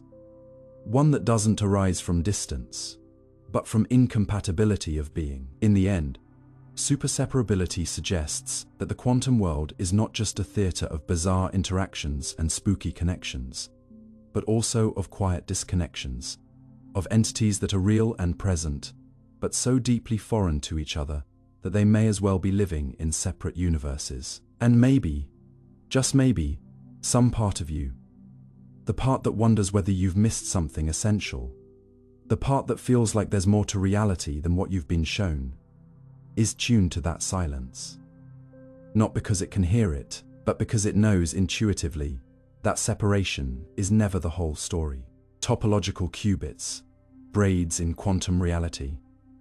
What if the true power of the universe wasn't hidden in particles or waves, but in the twists and tangles of space itself, knots of information braided into the very structure of reality, as if nature were weaving quantum secrets not into objects, but into the way they move around each other? Imagine a world where computation is not a series of binary flips, not fragile electric pulses, but a dance, an unbreakable choreography of paths winding around one another, in strange multi-dimensional spaces. This is the radical, beautiful promise of topological qubits, a frontier where quantum information is no longer stored in unstable, delicate states, but in the very braiding of quantum particles, anyons, whose identities are defined not by their positions, but by the paths they trace in time. Unlike classical bits, and even unlike most quantum bits, topological qubits aren't things you can point at. They are patterns, histories, loops, topological memories that remain intact, not because they're isolated, but because they are geometrically immune to corruption. In the quantum realm, where even a whisper of environmental noise can shatter information, topological qubits offer a bizarre and resilient hope that by encoding data into the knotted topology of space, rather than the states of matter, we can build quantum systems that remember, evolve, and compute with astonishing stability. To understand them is to shift how we see information, not as something held, but as something woven. At the heart of this idea is topological order, a phase of matter so exotic, it wasn't even imagined until the late 20th century. In classical phases like solids, liquids, or gases, what matters is how atoms arrange themselves. Positions, distances, vibrations. In quantum phases like superconductors or magnets, interactions dominate. But in topological phases, none of that matters. What defines the system is not local structure, but global connectivity. The way parts of a system can wind around one another, creating patterns that cannot be undone without tearing the fabric of the whole. Picture a loop tied into a knot. You can stretch it, squeeze it, deform it all you like, but unless you cut it, the knot remains. Topological qubits exploit this principle by encoding quantum states into non-local braids of particle paths, typically in two-dimensional systems, where particles called anyons emerge. Anyons are neither fermions nor bosons. They belong to a category all their own, and they exist only in low-dimensional spaces with special symmetry properties. When you move one enyon around another, the system's quantum state doesn't just record that it moved, it becomes a different state altogether. And crucially, it remembers the entire braid, not just the endpoint. This means the order and manner of motion define the state itself, like drawing a shape in the air that only quantum nature can read. What makes this so powerful is that errors from noise or disturbance, typically the death of quantum coherence, are less likely to corrupt a topological qubit. Why? Because most environmental noise is local. It might jiggle a particle slightly, or flip a spin, or nudge a charge. But topological information is non-local. It lives in the braid, not in the thread. Unless the environment knows exactly how to untie the braid, something almost impossibly unlikely, the information remains safe. This is quantum error correction, not through redundancy, but through geometry. A topological qubit is like a message written in a language only space-time topology understands. And if that weren't strange enough, topological systems can process this information through braid manipulation, meaning you can build logical quantum gates, like AND or XOR, by moving particles around each other in carefully orchestrated loops. This is the essence of topological quantum computing, a model where computation is an act of weaving, and where logic arises not from voltage, but from motion through abstract space. Perhaps the most famous proposal for building such a system involves Majorana zero modes, exotic quasi-particles that act as their own antiparticles, predicted to exist in certain superconducting materials. These Majoranas, when placed at the ends of nanowires under the right conditions, can host states that are topologically protected. When you exchange their positions, or more precisely, simulate such an exchange through operations, you perform a computation. It's as if you could solve a problem not by flipping switches, but by dancing particles in a sequence. And the answer would depend on how beautifully the choreography was done. The magic here is that this dance is robust. If you dance a little clumsily, but in the right pattern, the result still holds. The system forgives small mistakes because the dance is topological. It cares only about the broad structure, not the micro details. This gives topological quantum computing an edge that ordinary qubit models struggle to achieve: scalability with resilience. But why does any of this matter beyond its elegance, beyond its potential for building ultra-stable quantum computers? Because it hints at something deeper, that information itself might be a geometric phenomenon that the universe remembers, not through static properties, but through the ways things loop, twist, and entangle over time. Just as DNA encodes life through a spiral, and space-time curves around mass, to create gravity. Maybe quantum memory is nature's most intimate braid, a whisper between particles that becomes a pattern in the void. And if so, then understanding topological qubits is not just a step toward better machines, but toward a better comprehension of how reality itself records change. In a world where particles can trace paths through each other and remain marked forever by the experience, we begin to see motion as memory, interaction as inscription. Of course, we are still far from realizing fully functional topological quantum computers. Experiments with Majoranas are delicate, uncertain, and still under intense scrutiny. But the theoretical clarity and protective properties of topology remain among the most promising leads in the race to tame quantum complexity. While other systems fight to stay coherent for milliseconds, topological qubits promise to stay coherent for minutes, hours, even indefinitely, not by avoiding entanglement, but by hiding it where noise cannot reach. This means future quantum machines may not resemble today's circuits at all. They may be braid looms, topological engines that compute by choreographing quasi-particles across multi-dimensional dance floors. And just as the loom once revolutionized textile production, this could revolutionize how we process, encrypt, and preserve information in a fundamentally noisy universe.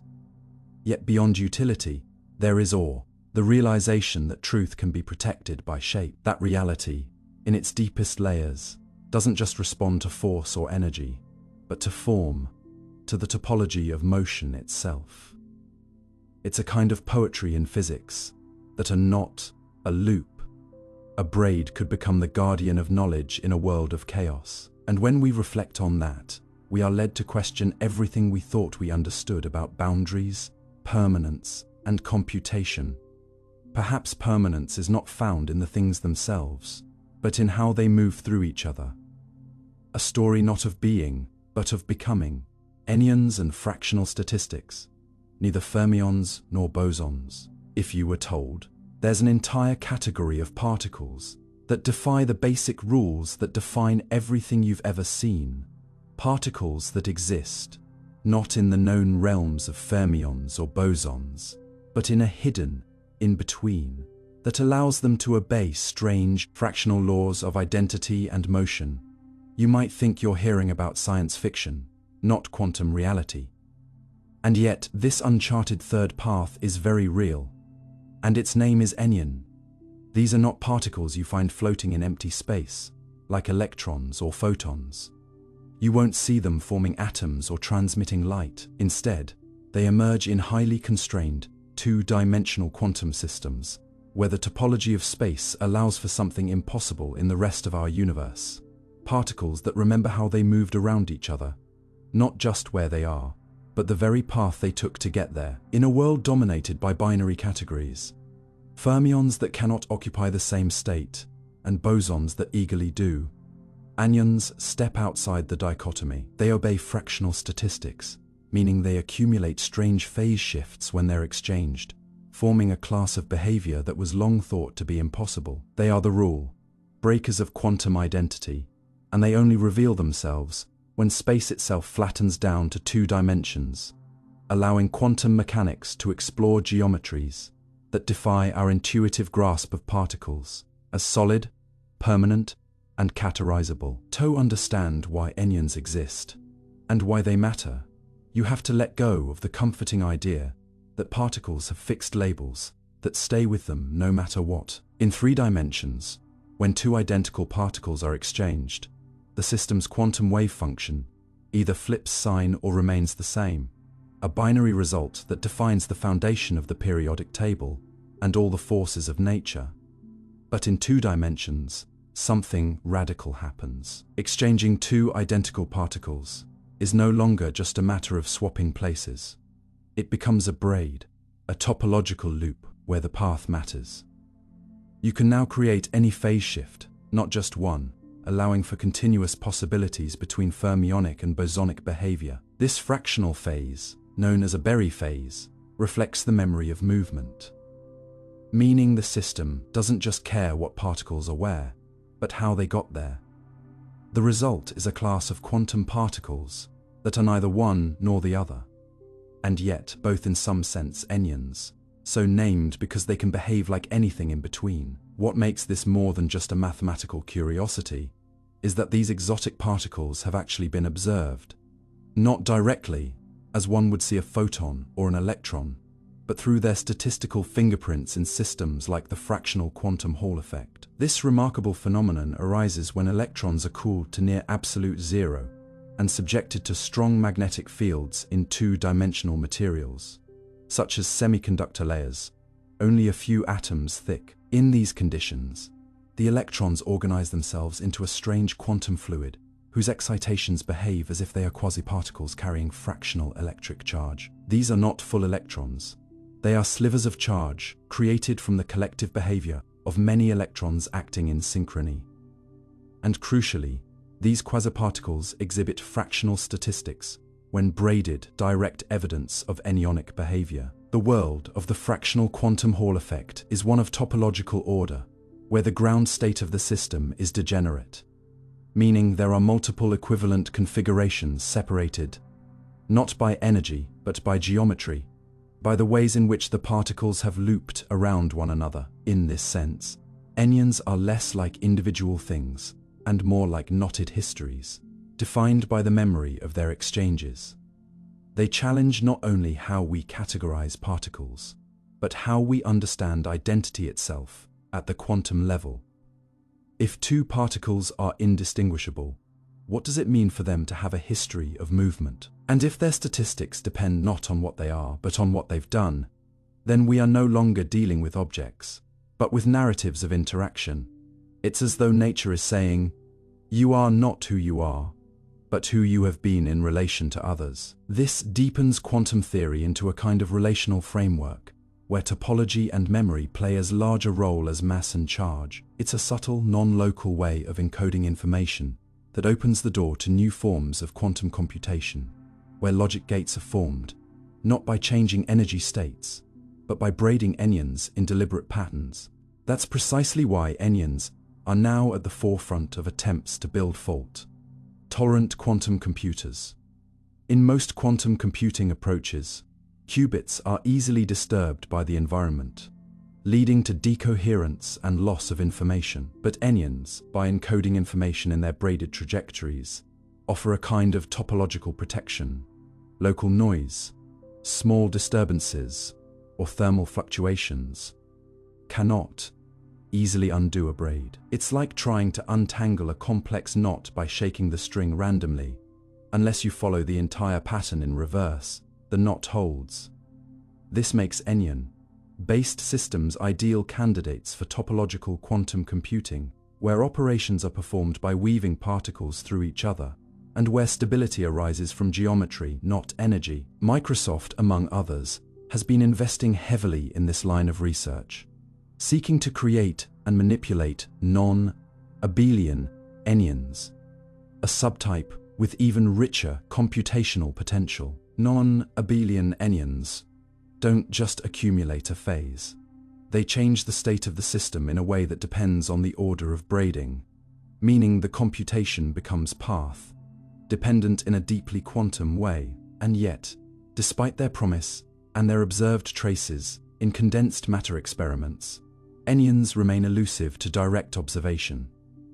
They live in systems that require extreme conditions, ultra-low temperatures, high magnetic fields, precisely engineered materials. Their existence reminds us that quantum mechanics is not just strange in its principles, but flexible in its structure, capable of producing entirely new categories of reality when placed in different dimensional contexts. In a way, enyons are a window into the conditional nature of physical law. Fermions and bosons are not the end of the story.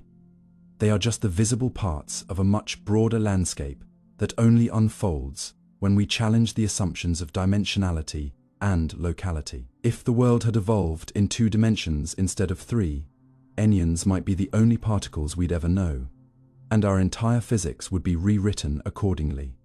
This hints at something even more profound: that laws of nature may be emergent, shaped not just by mathematical constants, but by the structure of space and the topology of interaction. What begins as a niche curiosity in condensed matter physics thus opens a deep philosophical question: what else might exist?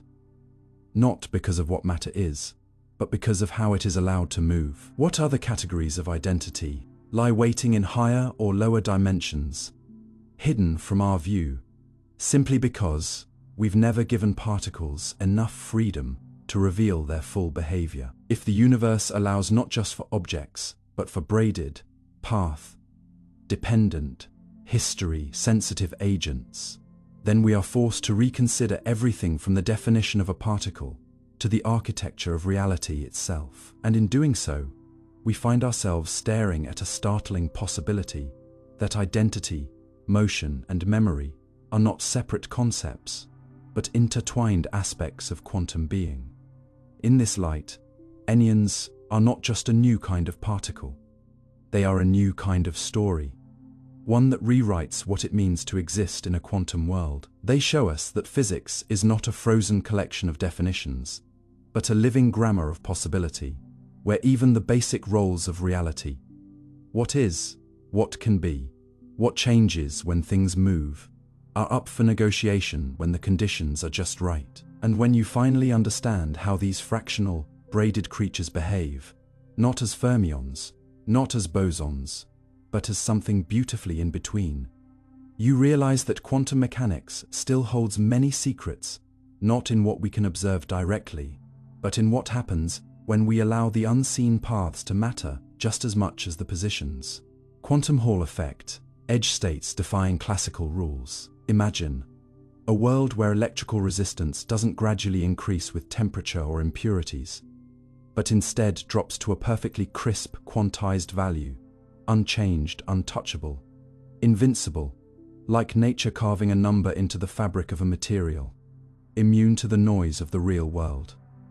This isn't fantasy. This is the Quantum Hall effect, a phenomenon so precise and unyielding that it has redefined our understanding of electronic systems, and even become the gold standard for resistance measurement itself. Unlike the classical Hall effect, where electrons drift sideways under the influence of a magnetic field, creating a voltage across a conductor, the quantum version goes further, revealing that under extreme conditions, electricity can flow along the edges of a material in perfect channels, without scattering, resistance, or energy loss.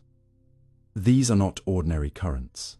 They are topologically protected edge states, immune to imperfections in the material, and governed not by the details of the system, but by its global quantum structure. What's more, the conductance these edge states produce is not arbitrary. It comes in quantized steps, exact multiples of fundamental constants, suggesting that the universe itself is counting something at the microscopic level. To witness this marvel, you need to enter a realm where the quantum world overwhelms the classical, cool A2-dimensional electron gas to near absolute zero, and apply an intense magnetic field perpendicular to the surface. As electrons move through this frozen landscape, they begin to spiral in tight loops called Landau levels, energy states that lock them into circular motion. At specific field strengths, the number of filled Landau levels becomes an integer, and something astonishing happens. The electrical resistance perpendicular to the current, the Hall resistance, stops varying smoothly, and instead snaps into discrete plateaus, while the longitudinal resistance along the direction of the current vanishes completely.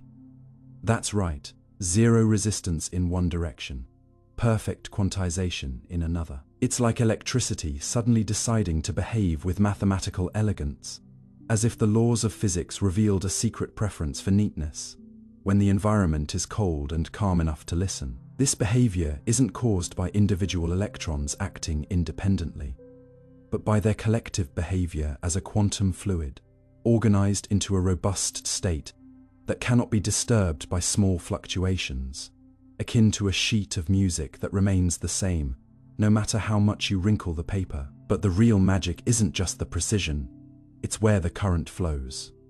In the quantum Hall regime, electrons no longer drift through the bulk of the material.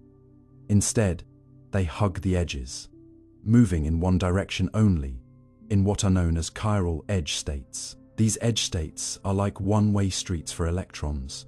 No U-turns, no backscattering, no getting stuck in traffic. Even if the interior of the material is full of disorder or impurities, the electrons don't care. They glide along the boundaries untouched. This behavior is a direct consequence of the material's topological order, meaning the number of edge states is tied not to how the material is shaped or how pure it is, but to a topological invariant called the Chern number, an integer that counts something deep and abstract about the system's global quantum configuration. This is not a matter of local physics, but of global symmetry. And it's one of the first times physics revealed that geometry alone can protect motion. You can imagine it like walking on the edge of a bowl. You can circle endlessly without falling in, because the geometry guides you. Even more astonishing is the fractional quantum Hall effect, where under even stronger magnetic fields and lower temperatures, electrons begin to exhibit behavior that cannot be explained by non-interacting particles. They form composite entities, quasi-particles with fractional electric charge, as if a single electron had been split into multiple pieces. These quasi-particles still ride along the edges, but now they do so in a way that reflects a deeper kind of quantum order, topological quantum fluidity, where the entire state of the system remembers how electrons are entangled, braided, and rearranged. These fractional charges don't just behave oddly, they follow anyonic statistics, meaning their behavior depends on how they wind around each other in space and time.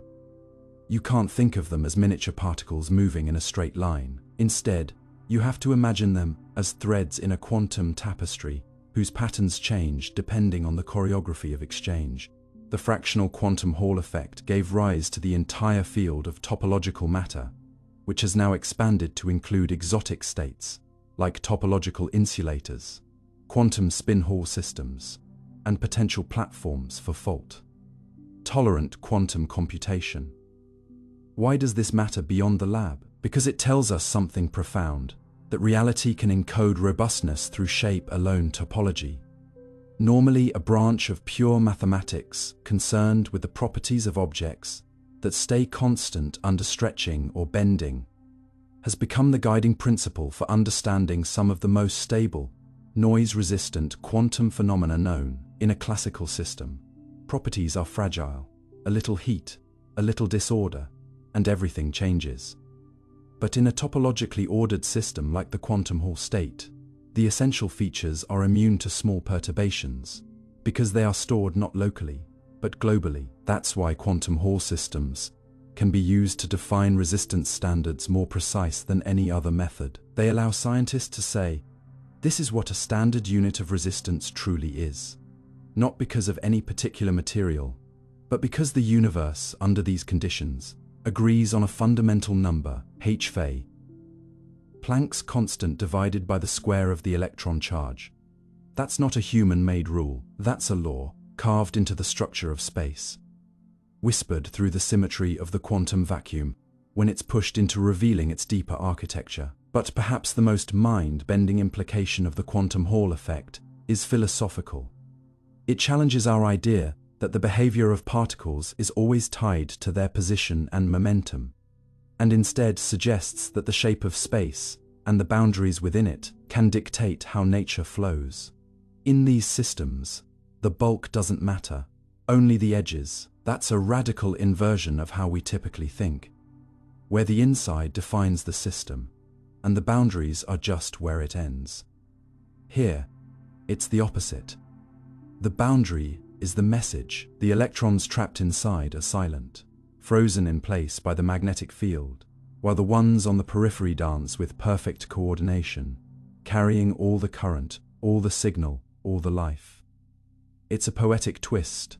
The center is still, but the edge is alive. And so, the quantum Hall effect isn't just about weird currents or exotic materials. It's a window into how quantum geometry sculpts behavior. It tells us that when you cool the world down, remove the noise, and apply just the right kind of force, a hidden precision emerges, an elegant order that defies classical expectations and elevates the edge above the center. It teaches us that perfection can arise not in spite of constraints, But because of them, when the system is pushed into a state where topology takes over and the rules bend to its logic, that perhaps is the quiet wisdom hiding in the edges of reality, that some of the most stable truths lie not in the chaos of the core, but in the simplicity of the boundaries. Majorana fermions, particles that are their own antiparticles. What if I told you that somewhere between the known boundaries of matter and antimatter, in the whisper, thin quantum shadows, where identity itself begins to blur, there exists a particle so strange, so symmetrical, that it is both actor and mirror, origin and undoing, an entity that is its own opposite, its own enemy, and its own echo?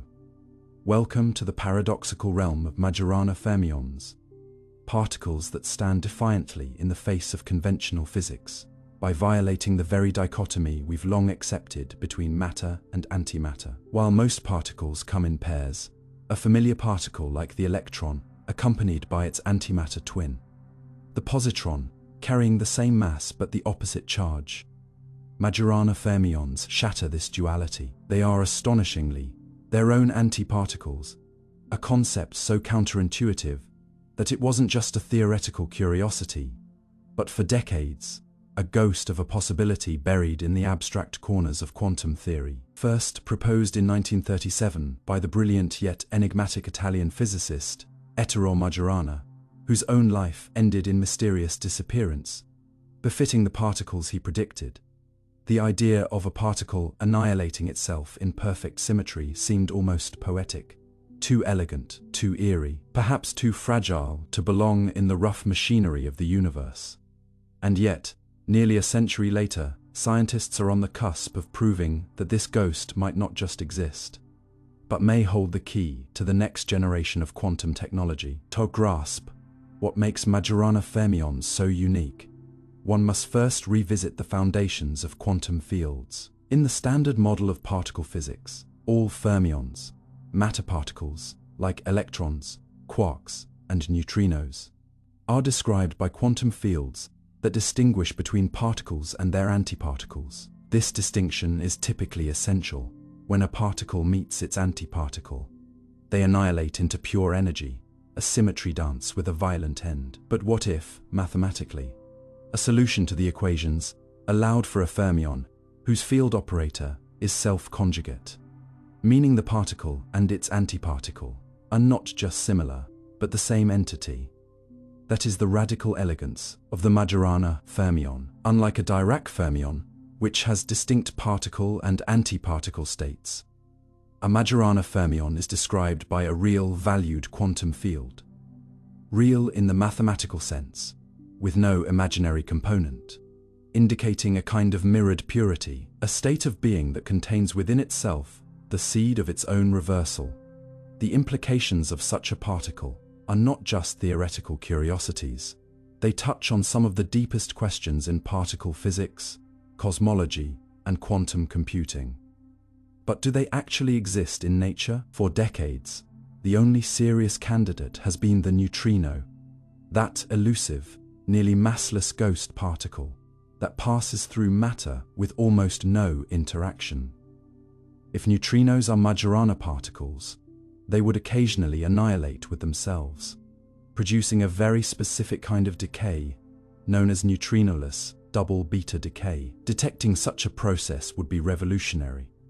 It would confirm that lepton number is not conserved, suggest that the asymmetry between matter and antimatter in the universe could be explained by early universe Majorana processes, and fundamentally alter our understanding of particle identity. So far, the evidence remains tantalizing but unconfirmed. However, even if neutrinos don't fit the bill, condensed matter physics has opened another surprising door. Quasi-particles that behave like Majorana fermions can emerge in certain exotic materials, especially in topological superconductors. These aren't fundamental particles, per se, but rather collective excitations of electrons that obey the same symmetrical rules and exhibit the same self-antiparticle behavior. Think of them as simulated Majoranas, like echoes of a deeper symmetry playing out in engineered systems. In these superconducting materials, typically involving nanowires or atomic chains placed in contact with superconductors. Majorana-bound states can appear at the ends of the wire, localized like flickering beacons of quantum order. These bound states have an astonishing property. They store quantum information non-locally. That means the quantum state isn't held in a single spot, but is split between two spatially separated Majorana modes, making the system incredibly robust to decoherence. If one side is disturbed, the total state is preserved. Most qubits are fragile. Tiny perturbations from the environment can cause them to lose their quantum state. But Majorana-based qubits promise a kind of intrinsic stability, like knots in spacetime, that can't be untied by noise. This is why companies like Microsoft are betting on topological quantum computing, a form of quantum information that could be manipulated through the braiding of Majorana modes, leveraging their exotic statistics to create gates that are inherently fault-tolerant. But the rabbit hole goes deeper. In the standard world of particles, statistics fall into two categories: fermions, which obey the Pauli exclusion principle and cannot occupy the same state, and bosons, which can bunch together in perfect harmony. Majorana fermions are still fermions, but their exchange statistics, especially in condensed matter systems, open the door to non-abelian behavior, where swapping two particles doesn't just change the state's sign, but rotates it into an entirely new state in a multi-dimensional space. This braiding operation is not just a curiosity, it's a computational operation. And because the process is topological, it is immune to small fluctuations in how the particles are moved. The information isn't stored in the exact position or timing, but in the sequence of exchanges, like a quantum dance whose steps encode logic. Imagine a form of computation where bits are not flipped by voltage or current, but by the weaving of fundamental identities, where braiding becomes thinking. And yet, as with all things this mysterious, we are still peering into the fog. The experimental evidence for Majorana quasi-particles is growing, but confirmation remains challenging. The signals are delicate, the conditions extreme, and the interpretation debated. Some experiments have shown zero-bias conductance peaks, a potential signature of Majorana modes. But these signals can also be mimicked by other phenomena. The line between seeing a ghost and imagining one is razor-thin in quantum physics. Still, the pursuit continues, not only for the technology, but for the philosophy of symmetry it implies. Majorana fermions don't just offer a new tool, they offer a new way of understanding identity itself. What does it mean for something to be its own opposite? How can annihilation and existence be folded into a single form? What does this suggest about the origin of asymmetry in the universe, where matter triumphed over antimatter, even though the laws of physics treat them nearly the same? Perhaps the most haunting truth is this: if Majorana fermions exist, then somewhere in the deep structure of the universe, there is a perfect mirror, a particle that looks at itself and sees no difference. No charge inversion, no complementary twin, just the same face looking back. It is a particle that does not run from its opposite, because it is its opposite. It carries with it the suggestion that under the right conditions, even duality can collapse into unity, that in the most fundamental layers of quantum reality, opposites are not rivals, but reflections. It's a truth that whispers not just through physics, but through poetry, balance, and the mystery of symmetry itself. Quantum thermodynamics, when heat becomes information. You've been told that heat is disorder, that temperature is a measure of random motion, and that the second law of thermodynamics is the silent, unbreakable tide that drives everything toward entropy. But what if I told you that at the smallest scales of the universe, heat doesn't behave like a blind statistical fog, but instead follows the rules of information, memory, and measurement? That thermodynamics becomes intelligent when it meets the quantum world. Imagine a world where energy is no longer just movement, but meaning, where a single bit of information can cost you real, measurable heat, where the mere act of knowing alters the thermal fate of a system. Welcome to the strange domain of quantum thermodynamics, where the rules of classical heat collapse, and in their place, emerges a reality where entropy and knowledge are not enemies, but two sides of the same invisible coin. In classical thermodynamics, we imagine vast ensembles, countless particles, ceaseless collisions, and probabilities that average into familiar laws.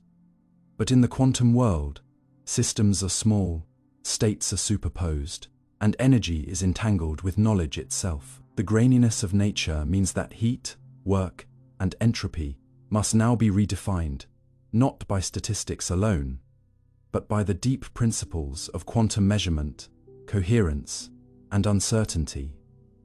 And when you begin to peel back this new framework, what you find is a story not of decay, but of control, communication, and paradox. At heart of quantum thermodynamics is the realization that energy flow is no longer just about gradients or collisions, it's about information. In classical physics, we can separate the thermal engine from the observer. In quantum mechanics, we cannot. The observer becomes a player, and with observation comes disturbance, measurement, and an unavoidable cost. Every time you extract information from a quantum system, say, by learning which path a particle took, or whether it flipped its spin, you irreversibly affect its entropy. This is not philosophical, it's measurable. The famous thought experiment of Maxwell's demon, once believed to be a paradox that violated the second law, becomes real and solvable in this domain. The demon, who opens and closes a door based on the speed of molecules, seems to reduce entropy without expending energy. But the catch lies in the cost of the information he gathers. In quantum thermodynamics, this cost is no longer theoretical. It's defined in terms of Landauer's principle, which states that erasing a single bit of information, resetting a system to a known state, requires the dissipation of at least kT ln2 energy as heat. This is the physical price of forgetting. In the quantum realm, even forgetting has thermodynamic consequences. Memory is heat, knowledge is energy, ignorance is not free.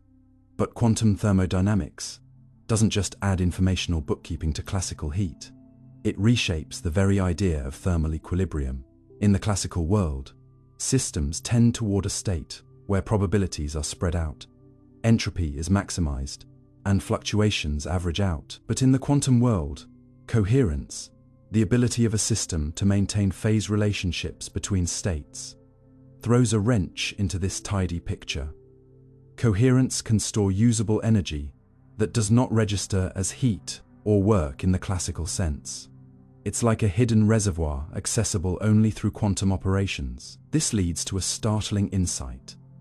Two systems at the same energy level can have different thermodynamic properties, depending on their quantum coherence. You can have a hot system that performs no work and a cold one that, due to its coherence, performs useful tasks. The concept of quantum engines emerges here, devices that can extract work from coherence, entanglement, or quantum correlations, not just from temperature differences. These engines defy our intuitions about what power means. They function with a finesse that borders on eerie. They can outperform their classical counterparts, not by brute force, but by strategic use of quantum resources. One of the most profound revelations in this field is that entropy becomes observer-dependent. In classical thermodynamics, entropy is objective, a function of the microstates available to a system. But in quantum mechanics, entropy depends on what you know, how you measure, and whether or not you're entangled with the system. Imagine two observers, one entangled with a particle and the other not. They will assign different entropies to the same system. This leads to a radical reinterpretation. Entropy is not a universal quantity, it's relational. Your knowledge alters reality's thermal landscape. This means that the second law of thermodynamics, entropy always increases, must be rephrased in the quantum world. It still holds, but only within the context of a particular observer's knowledge and interventions. The implications for cosmology, computation, and even consciousness are staggering. If entropy depends on what is known, then heat itself is not simply a blind arrow of time, but a product of interaction, of cognition, of the act of being aware. And then there's entanglement, the deep and silent force that links quantum systems beyond classical connection. Entanglement doesn't just correlate particles, it shares their thermodynamic fate. If two systems are entangled, a change in one's entropy reflects a change in the other, even if they are spatially separated. This leads to the possibility of quantum heat transport, where energy flows without a traditional gradient, purely due to correlation. You could, in theory, create a thermal wire made of entangled particles, through which heat flows directionally, not because of temperature differences, but because of informational structure. This breaks every classical rule. In the classical world, heat must flow from hot to cold. In quantum thermodynamics, heat can flow from cold to hot if the systems are appropriately entangled. It's not a violation of the second law, it's an expansion of it, once again reframed through the lens of information. The frontier of this science is not only theoretical, it is experimental. Quantum thermodynamic effects are now being observed in systems like trapped ions, superconducting qubits, and optomechanical resonators, where researchers can manipulate and measure individual quantum systems with exquisite precision. These platforms allow for tests of heat at the single particle level, confirming that thermodynamic laws must be rewritten, not discarded. Quantum versions of Carnot engines, refrigerators, and batteries are not speculative. They exist in labs, performing operations that seem impossible to classical heat engines. Some of them extract work from quantum measurements. Others store energy in coherence and retrieve it later. These are not perpetual motion machines. They respect the expanded thermodynamic laws, but they reveal that energy is not just about motion, it's about knowledge, timing, and control. In the end, the story of quantum thermodynamics is one of integration. It tells us that nature does not divide cleanly between mechanics and information, between heat and knowledge. It suggests that the flow of energy is inseparable from the flow of meaning, that entropy is not the enemy of order, but a mirror to how much we know, how we measure, and how we participate in the universe's unfolding. It forces us to ask deeper questions. If information has mass, as some now suspect, does thought have heat? If memory is physically expensive, is forgetting an act of thermal violence? If every act of observation incurs an energetic cost, then what is the thermodynamic price of consciousness? You begin to wonder, maybe the arrow of time isn't just entropy increasing, but awareness evolving. Maybe the heat death of the universe isn't just a fate of cold uniformity, but a metaphor for maximum knowledge saturation, when all things are known and no further structure can emerge. Maybe, just maybe, heat has always been information wearing a mask, and we are only now learning how to listen to what it's been whispering all along. Quantum gravity and loop theory, when space-time becomes granular. What if I told you that space isn't smooth, and time doesn't flow like a river, but that both are made of tiny, indivisible loops that twist and knot through the quantum fabric of the cosmos, forming a kind of granular skeleton beneath all of existence, invisible to the eye, but fundamental to everything you've ever seen or touched or become? It might sound like science fiction, but this idea lies at the bleeding edge of one of the boldest attempts to unify our understanding of the universe. Loop quantum gravity, a framework that dares to ask not just what things are made of, but what space itself is made of. We are used to treating spacetime as a smooth continuum, a stage on which particles dance and planets spin, as Einstein once revolutionized in his theory of general relativity. But general relativity, for all its predictive power, is still a classical theory, blind to the quantum graininess that underlies matter and energy. And herein lies the central crisis of modern physics. While quantum mechanics describes the smallest scales with uncanny precision, and general relativity rules the large and massive, the two refuse to speak the same language. Gravity in Einstein's world is geometry. In the quantum world, geometry must be quantized. Enter loop quantum gravity, a daring proposal that spacetime itself is made of discrete units, woven together in loops, like threads of an invisible cosmic tapestry. To understand why we need such a theory, we must recognize the deep incompatibility between the two great pillars of physics. In quantum mechanics, uncertainty reigns. Particles have no fixed position or velocity until measured. In relativity, space-time curves smoothly and continuously, but when you try to apply quantum rules to space-time itself, to ask what happens to gravity at incredibly small scales, like the Planck length, you run into paradoxes and infinities. Calculations explode into nonsense. Predictions become meaningless.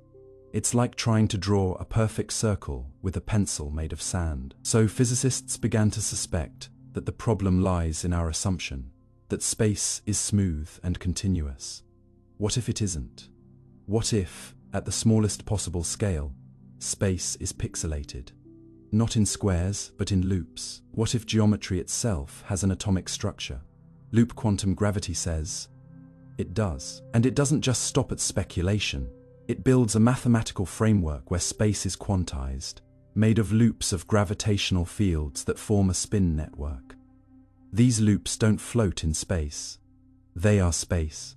Their connections and intertwinings define what we mean by volume, distance, and curvature. They don't exist inside space-time, they generate it. This has profound consequences. For one, it means that the very notion of a point in space is illusory. There is no such thing as an infinitely small region, just as you can't keep slicing matter forever. You also can't divide space endlessly. At some scale, you hit a fundamental grain, a unit of area or volume, below which space loses all meaning. It's not just fuzzy, it's digital, the universe. It seems is not analog, but quantum, coded time too.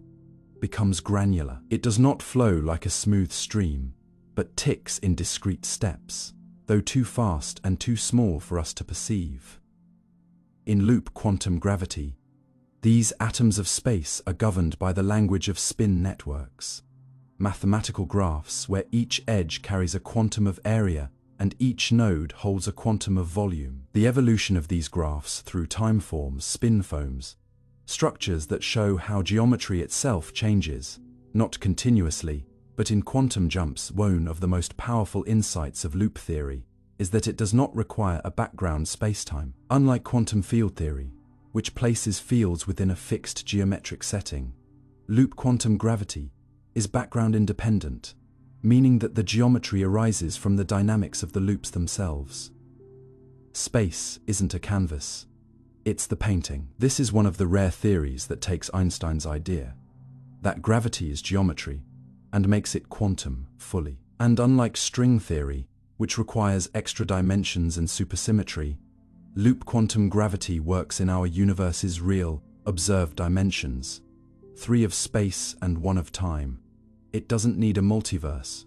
It needs only loops. Perhaps the most dramatic prediction of loop quantum gravity is what it says about the Big Bang.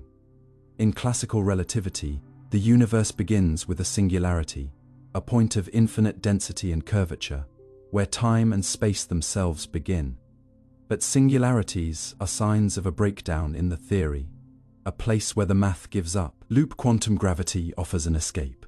When you quantize space, singularities disappear. Instead of a Big Bang, the universe arises from a big bounce. A prior universe that collapsed, reached a minimum volume, and then rebounded into expansion. This isn't just philosophically elegant, it's mathematically robust. It opens the possibility that the universe is not a one-time event, but part of an eternal cosmic cycle, where bounces follow collapses, like the breathing of a quantum cosmos. The implications ripple outward. Black holes, once seen as ultimate destroyers, become in this theory gateways to transformation.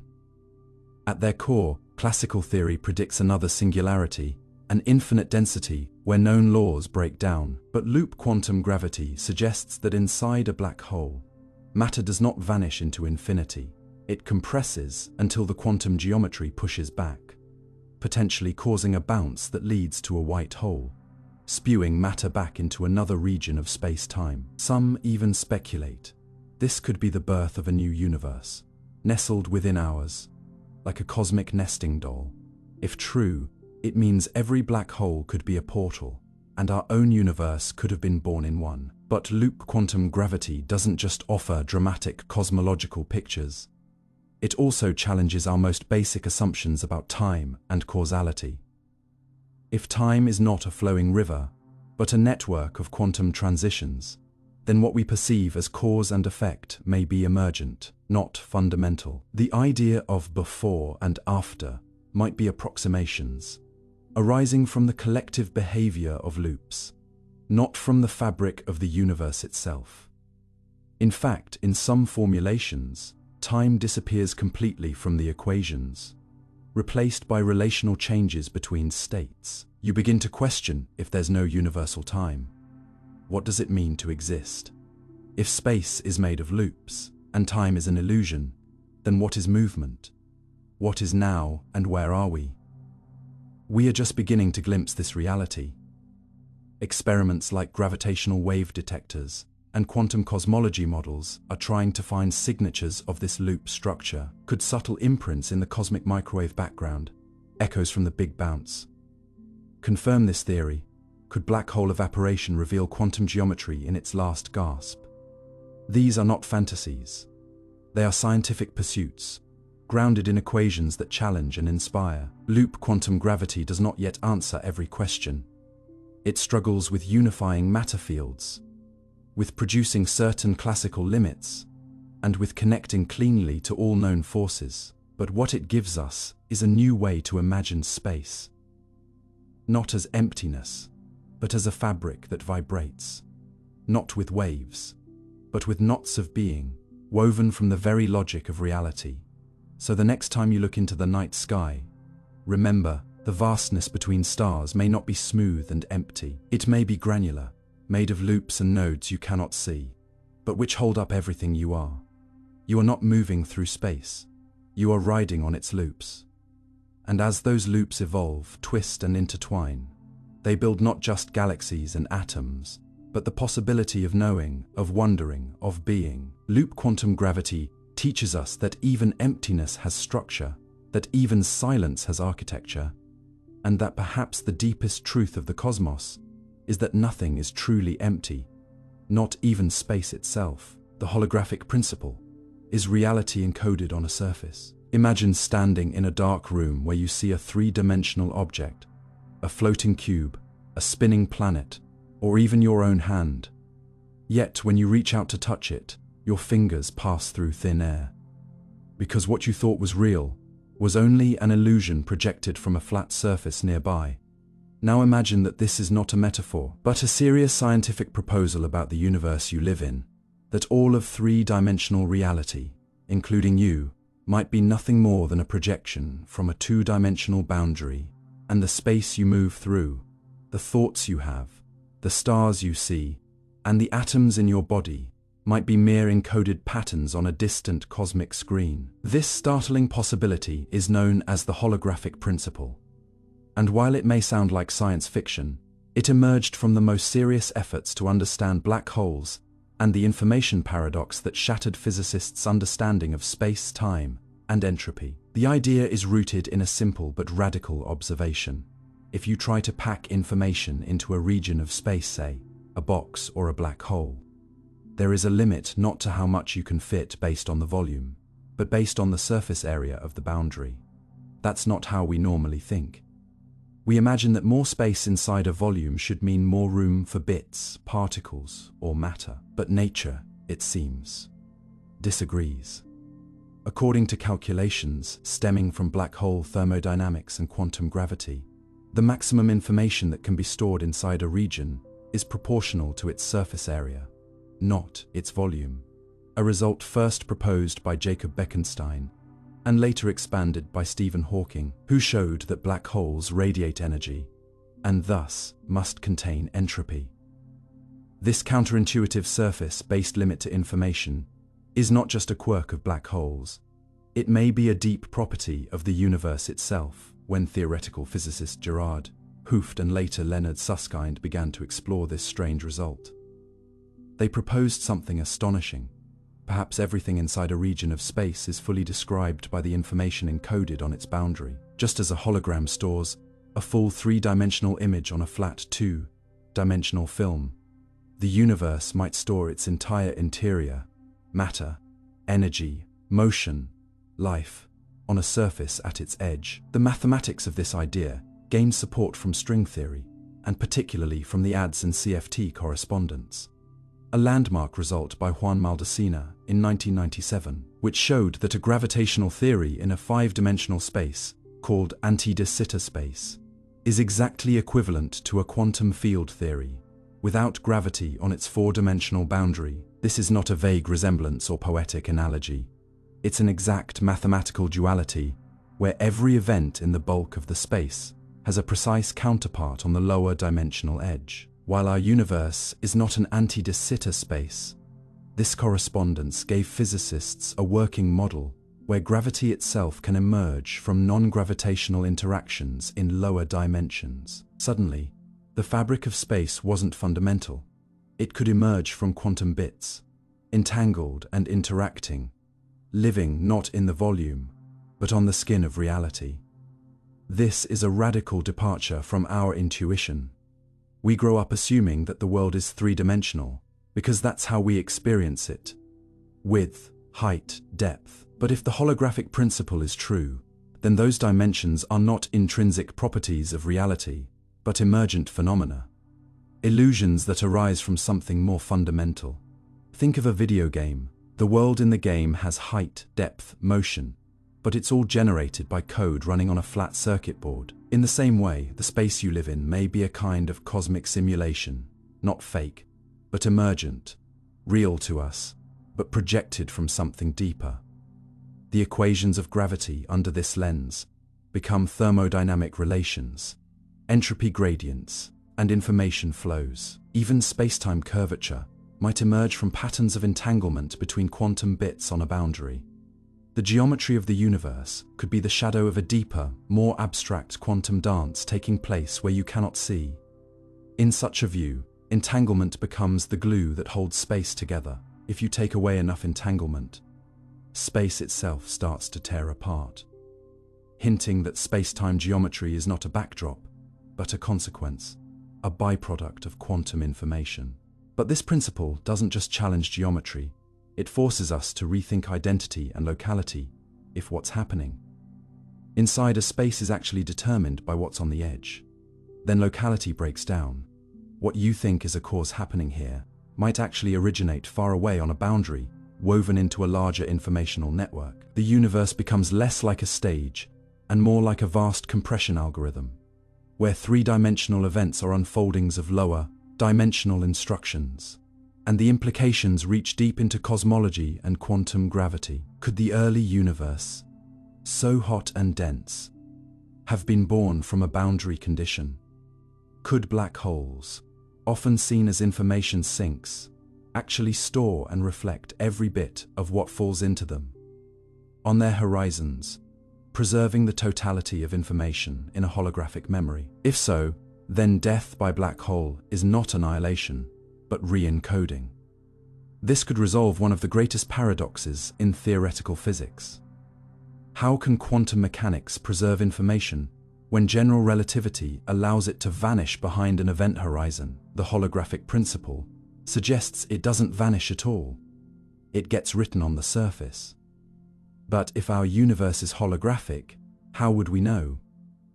We can't step outside to read the boundary, yet clues might lie in the fine structure of quantum entanglement, in the behavior of gravity at small scales, in cosmic background radiation, or even in information noise patterns in high-precision experiments. Some speculative models suggest tiny deviations from expected results, like slight irregularities in black hole evaporation, or anomalies in gravitational wave echoes, could hint at an underlying holographic substrate. These are not yet confirmed, but the very pursuit changes how we think. We're no longer just looking into space. We're asking where space comes from. And this shift affects not just science, but philosophy. If your three-dimensional experience is emergent from a two-dimensional description, then yourself, your thoughts, your memories may be ripples in a deeper informational sea. The boundary doesn't just encode position, it may encode consciousness. Ultimately, The holographic principle invites you to see reality as a veil, a projection not from deceit, but from depth. The room you sit in, the ground you walk on, the stars overhead, all might be part of a cosmic image printed on a distant frame. This doesn't make them less real. Just as a hologram feels real to the eye, the universe feels real to the mind. But behind that feeling may lie a principle more profound than space itself. That information is the most fundamental currency of the cosmos, and that reality is not made of matter and energy, but of encoded relationships inscribed not inside the world, but around it. In this view, the universe is a story written on the walls of infinity, and you, a sentence in its shimmering code. Entanglement swapping, connecting distant particles without touch. What if I told you that two particles, born in separate places, never having met, never having touched, could become so deeply connected that the measurement of one would instantaneously define the state of the other? Not through any physical bridge, not by proximity or communication, but by a strange, silent handshake formed through the void, by a process known as entanglement swapping. At first glance, it might sound like teleportation without a subject, or sorcery with equations. But at its heart lies a subtle and staggering truth. Entanglement is not confined to proximity, nor even to causality in the traditional sense. It can be crafted, manipulated, and even transferred like a thread that reweaves the fabric of reality itself, creating a chain of influence across space, without a particle ever crossing that distance. To grasp this, imagine having two separate entangled pairs of particles. Pair 1, particles A and B, and pair 2, particles C and D. Particle A is entangled with B, and C is entangled with D. Now suppose you bring particles B and C together and perform a special kind of measurement on them, a Bell state measurement, designed not to reveal their individual states, but to project them into an entangled relationship. What emerges is a profound shift as B and C become entangled through your act of observation. A and D, which have never interacted, now become entangled with each other. The entanglement has leapt across pairs. Something non-classical has occurred. Not merely a change of state, but a restructuring of reality that redefines what connection even means. In the classical world, such a transfer of correlation would require a medium, some form of causal chain. But in quantum mechanics, this medium is replaced by the mathematics of uncertainty and by the deep non-local structure of entanglement, where influence transcends space without violating it. This process, entanglement swapping, isn't just a theoretical curiosity, it's a demonstrable phenomenon, verified in laboratory conditions, with photons and ions, and forms the backbone of quantum communication, quantum repeaters, and quantum networks, allowing scientists to bridge distances that would otherwise be unreachable due to decoherence or signal loss. And what's remarkable is that this entanglement can be established retroactively, meaning you can make two particles entangled after they've already been measured, depending on what measurement you choose to perform in the future. This is where the logic of time itself begins to bend, because in the strange dance of quantum correlation, causality becomes entangled with information, and the direction of time loses its absolute grip. The idea that a measurement performed now can determine whether two distant particles were entangled before that measurement occurred violates every classical intuition we have. Yet this retrocausality is not magic. It is a natural consequence of quantum formalism, where the wave function doesn't collapse until observed, and until then, all possibilities remain superposed. When you choose to entangle B and C, you're not changing the past, but redefining the correlations between events, and in doing so, crafting new connections that were once impossible. What does it mean then, to say that A and D are now entangled? It means that their combined state can no longer be described as two independent particles. They exist in a joint quantum state, such that the measurement of one immediately defines the possible outcomes of the other, no matter the distance between them. Yet, this is not a signal being sent. It does not violate relativity, because no usable information travels faster than light. Instead, It's the structure of probability itself that becomes altered. Entanglement swapping shows us that the quantum world is not built from objects interacting, but from relationships being sculpted by acts of measurement. In this world, information is not passed from place to place. It is written into the geometry of possibility. And when you act on one part of the system, you are not sending a message. You are collapsing a web, revealing its shape, and watching distant pieces fall into alignment, as if they were waiting for the cue. Entanglement swapping proves that connection is not bound to the chain of contact, but can be created by design, a bridge formed by inference, not interaction. This insight has profound implications. For quantum communication, it enables quantum teleportation, not the teleportation of matter, but of quantum states, where the exact configuration of a particle state is destroyed in one location and recreated in another, using entanglement and classical information. The process of entanglement swapping is what allows such teleportation to extend over long distances by chaining together multiple entangled links, each connected through intermediate particles. It also opens the door to quantum repeaters, necessary for building a quantum internet, which would allow secure communication unbreakable by classical means, immune to eavesdropping, because any attempt to intercept the quantum link would disturb it. But beyond technology, entanglement swapping challenges our understanding of what it means to be connected, to influence, or even to exist in a networked world.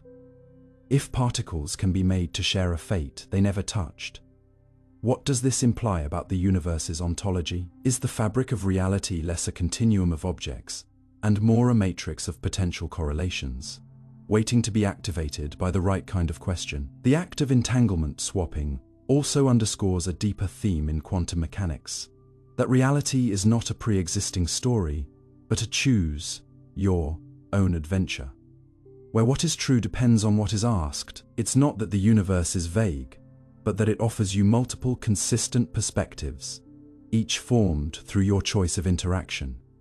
The particles do not know they are entangled until you measure them in a way that reveals that entanglement. Until then, they inhabit a cloud of overlapping potentialities, and your choice of measurement basis sculpts the form of their relationship. In a strange way, entanglement swapping mirrors human communication, where two strangers, introduced by a mutual friend, suddenly form a bond that did not exist before, not because of physical touch, but because of shared information and contextual alignment. In quantum physics, the friend is the Bell state measurement, and the particles are like individuals drawn into a relationship by a question asked at the right time, in the right language. So, what does all of this say about the universe you inhabit? It says that the deep fabric of reality is less about objects and more about connections, that the universe may not be made of things, but of relationships, forged not by collision, but by correlation. Entanglement swapping is the demonstration that space is not the only domain where relationships live, that even without touch, even without history, bonds can be created between the most distant of partners. And perhaps, on some level, your own mind, with its memories, feelings, and intuitions, is shaped not by isolated neurons, but by emergent webs of synchronization, not unlike entangled networks, where meaning is defined not by locality, but by mutual constraint. Just as A and D never touch, but come to mirror each other through a shared act elsewhere, so too might our consciousness be a mirror of deeper, invisible correlations, not causal, but coherent. In this light, entanglement swapping is not just a quantum experiment. It is a metaphor for connection itself, for how relationships can emerge from pattern, not presence. It asks you to rethink what it means to be separate, and what it means to be linked, not by distance, but by design.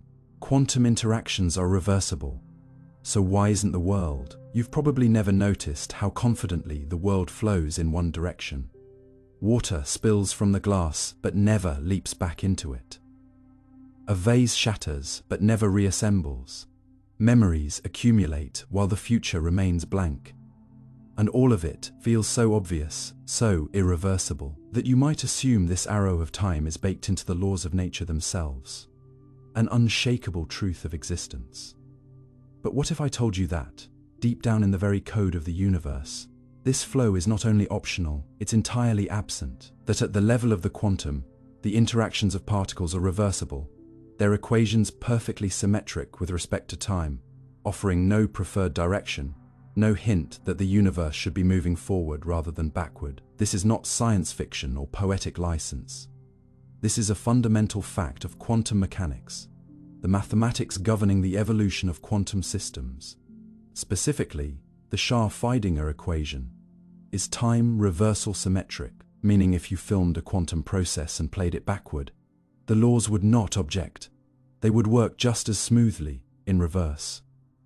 So if the deepest processes in nature are indifferent to time's direction, then the real question becomes, why does the world we experience feel so irreversibly one way? To understand this contradiction, why microscopic reversibility gives rise to macroscopic irreversibility, we have to step into a realm where physics, information theory, and the philosophy of entropy converge. At the heart of the issue lies a concept that seems mundane, but is anything but: entropy, often misinterpreted as disorder, but more accurately understood as a measure of how many microscopic configurations a system can be in, while still appearing macroscopically the same. For example, a broken vase has vastly more microscopic arrangements than an intact one, more ways for the shards to be jumbled.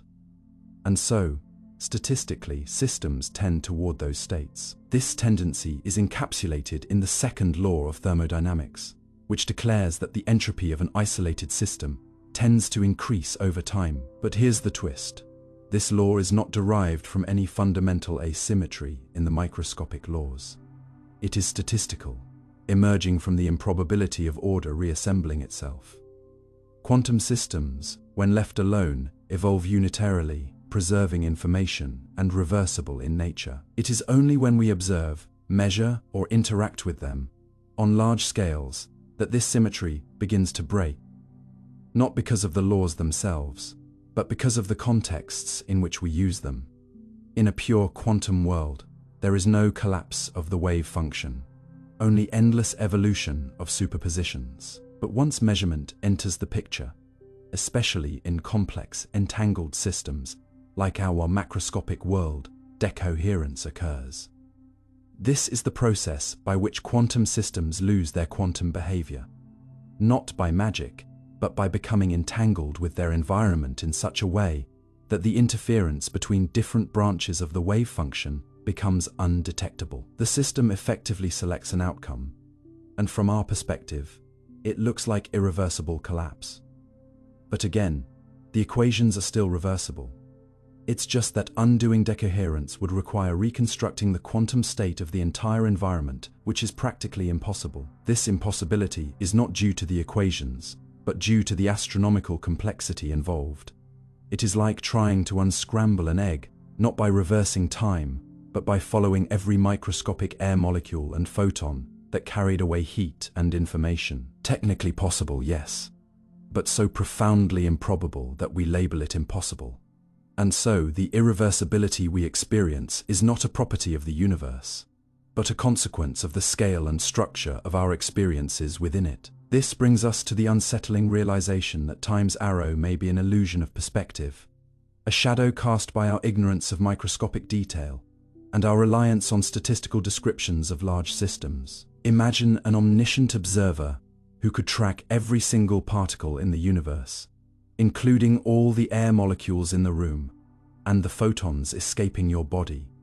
For such an observer, nothing would ever be lost, and all processes would be reversible. But for beings like us, who see only a sliver of the whole, the world is filled with apparent randomness and thus apparent irreversibility. Every breath you take, every thought, every memory leaves a trace, not because time is flowing, but because you are embedded in a context where information flows out of your reach, creating the illusion of a past etched in stone and a future unwritten.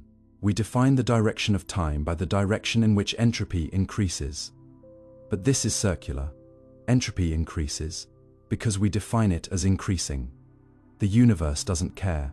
It just evolves indifferently in both directions. What we call now is just a thin cross-section of a vastly bigger quantum process. One that could be played backward with equal mathematical elegance, yet we would still perceive it forward, because that is the direction in which our memory and entropy accumulates. Quantum reversibility also forces us to question our most basic assumptions about cause and effect. In our daily lives, the future is shaped by the past. We plant seeds and expect trees, not the other way around. But in the quantum world, events are not neatly ordered by time. They are described by amplitudes and probabilities that exist in superposition until measured. Some interpretations of quantum mechanics, like the two-state vector formalism, even suggest that the present is influenced not only by the past, but by the future as well, with quantum systems described by states that evolve both forward and backward in time simultaneously. In such a view, the world is not a river flowing from source to sea, but a timeless structure, a block universe, where past, present, and future are all equally real. And the flow of time is an emergent property of our consciousness moving through that structure. The irreversibility we cling to, the feeling of moving forward, is then not a fact of nature, but a feature of our mind's architecture, tied to how we encode memories, how we age, and how we make sense of change. Even our most cherished notion, the idea that the past is fixed and the future is open, becomes blurred. In quantum mechanics, information is never destroyed, and all interactions, if isolated, can be reversed. Black holes, once thought to be cosmic erasers of information, are now believed, thanks to quantum theory and holographic insights, to eventually release their information back through Hawking radiation, preserving the unitarity of quantum mechanics. That means even the most extreme chaotic systems in the universe obey reversible laws at their core. The messiness comes not from the laws, but from our coarse-grained view of the universe, which filters out nearly all microscopic detail. In this light, the world's irreversibility is not a cosmic truth, but a cognitive artifact, a byproduct of scale, complexity, and our limited bandwidth for perception. We are not seeing the world as it is, but as it emerges through the veil of increasing entropy and forgotten microstates. So the next time you watch a cup fall, shatter, and scatter into chaos, remember, nothing in the laws of physics forbids the reverse. The universe could, in principle, play backward, not just in your imagination, but in its actual dynamics. The forward flow you feel, the relentless march of time, is not a feature of the quantum underworld, but a collective hallucination, born from overwhelming odds, incomplete knowledge, and the machinery of measurement that trades potential for actuality. In the quantum cathedral beneath the world, all paths are possible, all reversals valid. It is only through entanglement with everything else, through decoherence, observation, and the unfathomable combinatorics of particles, that the future becomes distinct from the past. The universe does not impose direction. It simply allows possibilities to unfold. We are the ones who sort them, anchor them, and label them as forward. And in that labeling, we build the illusion of time, irreversible, inevitable, but never truly absolute. Quantum information can't be cloned, and that changes everything. What if I told you there's a kind of truth in the universe that can never be copied, not just legally, not ethically, but fundamentally? Not because we haven't figured out the technology, not because it's too small or too fast, but because the laws of reality themselves forbid it. In the classical world, copying is easy. You can duplicate a book, a file, even the entire content of a brain if you had the tools. But in the quantum world, the invisible substrate of everything you see, feel, and are, there exists a no-cloning theorem so strict, so absolute, that it alters our very conception of what it means to preserve, transmit, or even understand information. At the heart of this is the baffling rule that quantum states cannot be cloned. That is, if you are given a single particle in a quantum state, Say, a qubit representing a delicate superposition of 0 and 1, and you don't know its exact configuration. There is no machine, no process, no trick that can produce an identical second copy of that state. Try to measure it, and you disturb it. Try to duplicate it, and you break the rules. Try to observe it without changing it, and the universe itself refuses to cooperate. This isn't a technical glitch. It is a deeply baked feature of how information works at the most fundamental level, and its implications ripple across cryptography, consciousness, teleportation, identity, and even the survival of the universe itself. To grasp how revolutionary this is, imagine if books could not be photocopied, songs could not be recorded, and memories could not be shared, not because of policy, but because nature wouldn't allow it. The no-cloning theorem arises directly from the linearity of quantum mechanics. Quantum states live in a complex high-dimensional space, where superpositions and entanglement create a rich web of possibilities. But if you could clone an unknown quantum state, you could violate the very principles that make this framework coherent. The process of copying would involve applying an operator that acts identically on any input. But due to quantum linearity, such an operation leads to contradictions, unless the states are already orthogonal and perfectly distinguishable. But most quantum states aren't. They are uncertain, overlapping, existing in probabilistic limbo. If we could clone them, we could cheat measurement, amplify quantum uncertainty into certainty, and even send information faster than light. That would unravel causality, allow paradoxes, and destroy the very fabric of what we call physics. So the universe defends its logic with this rule: you can't know everything, and what you do know, you can't copy. It's a strange kind of honesty, not one that encourages transparency, but one that protects uniqueness by forbidding perfect reproduction.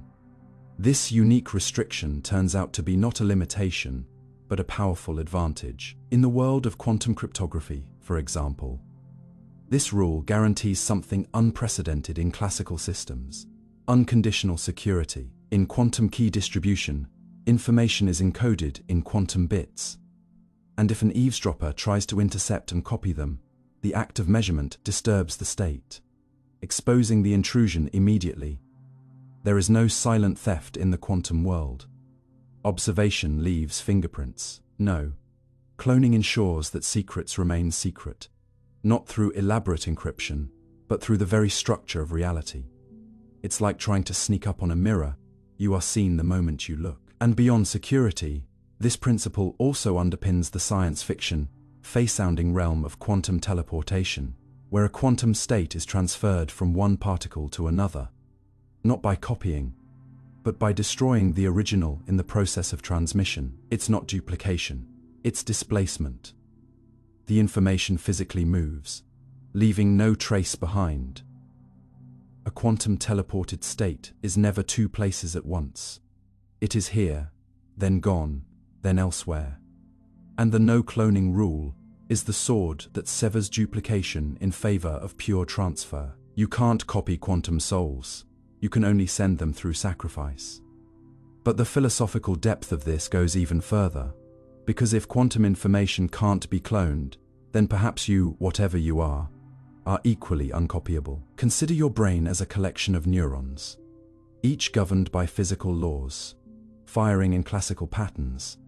We often assume that consciousness is just software running on hardware, something you could back up, simulate, or restore. But if quantum effects are involved, and increasing research suggests that microtubule structures or synaptic processes may exhibit quantum coherence, then duplicating your mind perfectly may be impossible in principle, not just in practice. Your subjective experience, your awareness, your unique thread of being may not just be difficult to replicate. It may be inherently singular, untranslatable. Even the act of reading this, the qualia of it, the you behind the eyes, could be a quantum pattern, too delicate to record, too contextual to preserve, and too sacred to duplicate. This isn't merely romanticism. It is a real consequence of a universe that disallows certain copies, and in doing so, preserves a kind of cosmic originality. In this light, the no-cloning theorem becomes a spiritual boundary as much as a scientific one. You are not backup, able, not reproducible, and perhaps not transferable. It also changes the way we think about information as a substance. In classical physics, information is abstract, numbers on a page, signals in wires. But in quantum mechanics, information is physical, entangled with the energy and matter that carries it. It cannot be separated from its substrate without collapse. You can't move it without changing it. You can't copy it without consequence. This makes information in quantum theory a fundamental resource. On par with energy or mass, it must be conserved. It has thermodynamic cost, and it has structural integrity. This is why black holes and the so-called information paradox cause such intellectual agony. If you throw quantum information into a black hole, where does it go? If you could copy it before it crossed the event horizon, you'd violate no cloning if you can't. And the black hole evaporates. Does the information disappear, violating unitarity?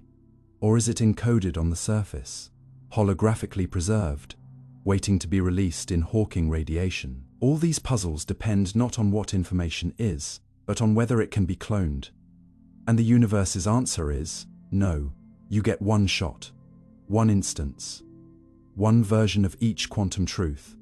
So much of our daily logic assumes copying is safe, that truth can be archived, that memories can be duplicated and shared. But in the quantum realm, knowing and preserving are enemies. The very act of knowing a quantum state destroys part of its mystery. The more precisely you measure one part, the more uncertain another becomes. This is not just Heisenberg's uncertainty, it is a woven fabric of constraints, a universe that treats information like fire. Touch it, and it changes. Try to hold it, and it slips.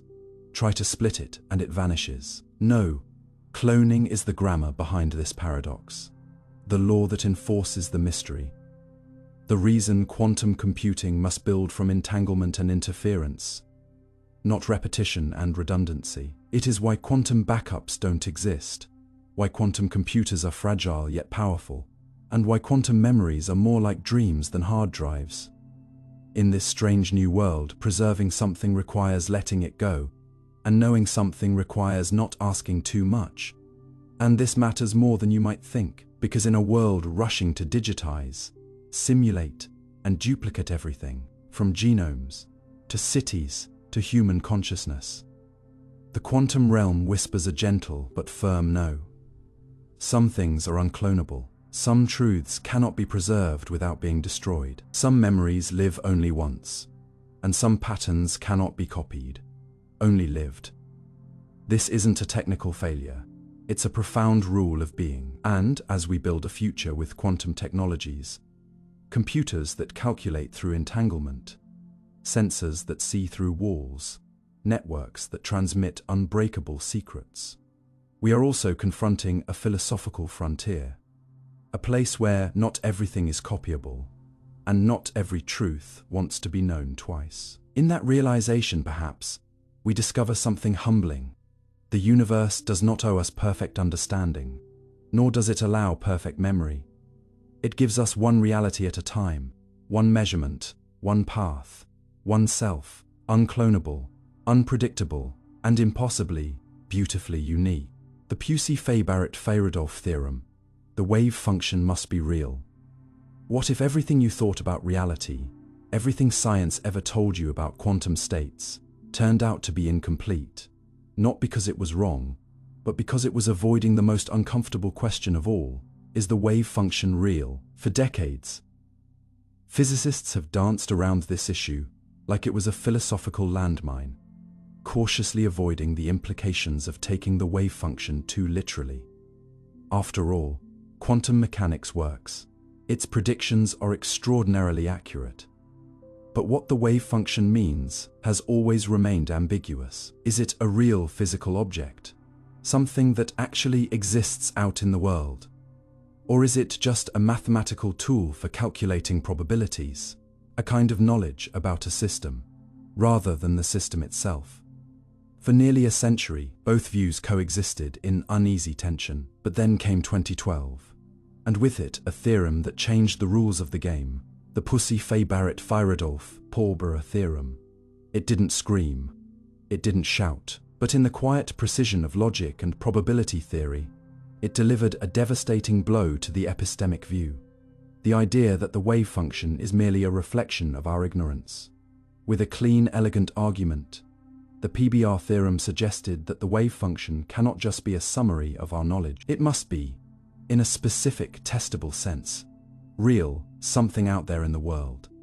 Not a belief, not a guess, not an illusion, but a genuine piece of reality's scaffolding. And that revelation, delivered not with fireworks but with mathematical certainty, might quietly be one of the most profound shifts in the foundations of quantum theory since S.R. Feidinger first drew a wave around a cat. To understand why this is so revolutionary, we need to travel back through the philosophical fog that has always surrounded quantum mechanics. When S.R. Feidinger proposed the wave function, a mathematical object denoted by the Greek letter psi that evolves smoothly over time, it wasn't immediately clear whether this wave described something real or merely our knowledge about a system. If you measure a particle and find it at a certain location, the wave function collapses. But what does that collapse represent? A real physical change in the system, or merely an update in our knowledge, like revising your guess once you've seen the answer? The Copenhagen interpretation, the most historically dominant view, leaned toward the latter. The wave function is a tool for organizing expectations, not a literal thing. But this view came with disturbing baggage. It implied that reality is inherently subjective, that measurement creates properties, and that until we look, the universe is a fuzzy cloud of potentials, not actual facts. Einstein hated this, famously declaring that the moon is still there whether you look at it or not. Yet quantum mechanics resisted any effort to nail it down. For decades, alternative interpretations, pilot wave theory, many worlds, objective collapse models, offered differing views, but all shared the same ambiguity. None could definitively prove whether the wave function was ontic real or epistemic informational. That is, until Pusey, Barrett, and Rudolph asked a deceptively simple question: what predictions would an epistemic theory make if two different quantum states overlapped in their descriptions of reality, and could such overlap be ruled out by experiment? Their result, known as the PBR theorem, shows that under a modest and reasonable assumption called preparation independence, any model where the wave function is purely a state of knowledge leads to predictions that contradict those of quantum mechanics. In other words, if the wave function were just about what we know, and not about what actually is, then the world should behave differently than it does. Their proof relies on constructing scenarios where two different quantum states correspond to overlapping probability distributions over underlying physical states. If this overlap existed, it would mean that the same underlying reality could give rise to more than one wave function, supporting the epistemic view. But under the preparation independence assumption that independently prepared systems have independent physical states, such overlap leads to contradictions with quantum predictions. Therefore, unless we reject this very natural independence assumption, we are forced to conclude that the wave function is not merely a reflection of knowledge. It is a reflection of the system's real physical state. The implications are staggering. It means that the wave function is not just something we assign, it's something that's there. It exists independently of us, like temperature or mass or charge.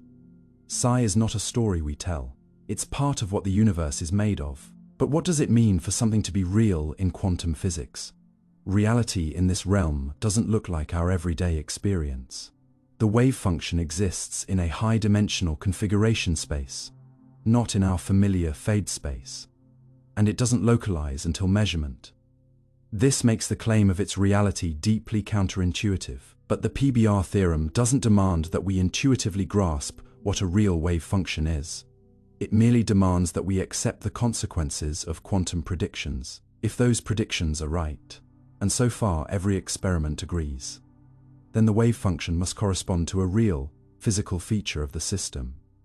This pushes us toward an ontology, where superpositions aren't just a lack of knowledge, but actual states of being. A particle is really in two places at once. Not because we're unsure, but because that's what the wave function says. Entanglement isn't just a statistical correlation, but a deep physical connection between parts of the universe. And measurement isn't merely learning something, it's interacting with something real. Collapsing not your knowledge, but the state of the world itself. The philosophical consequences are hard to overstate. It suggests that quantum weirdness isn't about us. It's about reality itself. Our discomfort comes not from ignorance, but from an encounter with a universe that is fundamentally unlike anything we evolved to perceive. And still, questions bloom. If the wave function is real, what is it made of? How does it evolve so smoothly, yet snap into definite outcomes upon observation? Does its reality imply determinism, or is the future still probabilistic? Some interpretations, like Bohmian mechanics, treat the wave function as a guiding field, a real non-local entity that pilots particles. Others, like many worlds, suggest that the wave function contains all possible realities, branching into countless universes as time unfolds. The PBR theorem doesn't settle these debates. It doesn't pick an interpretation, but it narrows the field. It tells us that we cannot treat the wave function as just a shadow of our ignorance. Something more substantial is happening. Reality is not only probabilistic, it is wave-like. And that waveness isn't in our heads, it's out there. On the edge of an atom, in the vacuum of space, in the shape of possibilities themselves. If we want to understand the quantum world, we must treat the wave function not as metaphor, but as matter, not as belief, but as being. And in this lies a deeper kind of awe. Because if the wave function is real, then so is the mystery. The collapse is not a metaphor. The superposition is not an illusion. The Scharfeidinger cat is not just a thought experiment. It is a mirror, reflecting a universe where what exists depends not on what we think, but on what can be. The PBR theorem doesn't eliminate uncertainty. It enshrines it in the fabric of the real. It doesn't resolve all the riddles, but it tells us that the riddles themselves are part of what the universe is. In doing so, it transforms the wave function from a tool into a truth, a map not of our ignorance, but of being itself. And once you see it that way, you can never quite return to the quiet comfort of probabilities and measurements, because now you know, beneath every particle, every superposition, every entangled photon and quantum computer and double-slit experiment, there is a wave, not a wave of knowledge, but a wave of reality, a ripple in existence, a shimmer in the fabric, something more than what we see, something that was always there and always real. Quantum Bayesianism, reality as personal belief. What if I told you that reality, what's out there, what's real, what exists, might not be the same for you as it is for someone else? Not because of perception, not because of illusion, but because at the quantum level, reality itself could be personal, not metaphorically, but literally. That the wave function describing a particle's behavior isn't a universal fact, but a reflection of your beliefs about the world, that what you expect shapes what you think exists. This is not solipsism, it's not science fiction, it's a radical interpretation of quantum mechanics, called Quantum Bayesianism, or Cubism, that turns centuries of objective physics on its head, by proposing something quietly revolutionary, that quantum states represent personal degrees of belief, not properties of an objective system. The implications are mind-bending. In classical physics, the state of a system, its mass, position, momentum, exists independently of who's measuring it. But in Cubism, the quantum state isn't a property of the world. It's a tool for an agent to assign probabilities to potential outcomes. In this view, the wave function is like a weather forecast, not a weather pattern, a prediction made by someone for someone. And what it forecasts isn't rain or sun, but how the world will respond when that agent interacts with it. The world exists, yes, but what we call quantum reality isn't a passive backdrop. It's a participatory dance between the system and the one observing it. And you, the observer, are not merely watching the stage. You are part of the choreography. To understand cubism, you have to first unlearn what you think quantum mechanics is. In traditional interpretations, the wave function is a mathematical object that encodes all the information about a quantum system. It evolves according to the SIR-Feidinger equation, and upon measurement, it collapses to reveal a definite outcome. But what does that collapse mean? Many interpretations assume it reflects a physical change. A particle goes from being in a superposition to being in one specific state. Cubism rejects this. It says that collapse isn't something happening in the world, it's something happening in your head. More precisely, in your belief system. When you perform a quantum experiment and observe an outcome, you are not witnessing the universe making a decision. You're updating your personal expectations based on experience. In this framework, probabilities are not frequencies in the world. They are subjective, Bayesian, just like in everyday reasoning. If you believe there's a 70% chance it will rain tomorrow, and it doesn't rain, you update your belief. The world didn't change. You did, in the same way.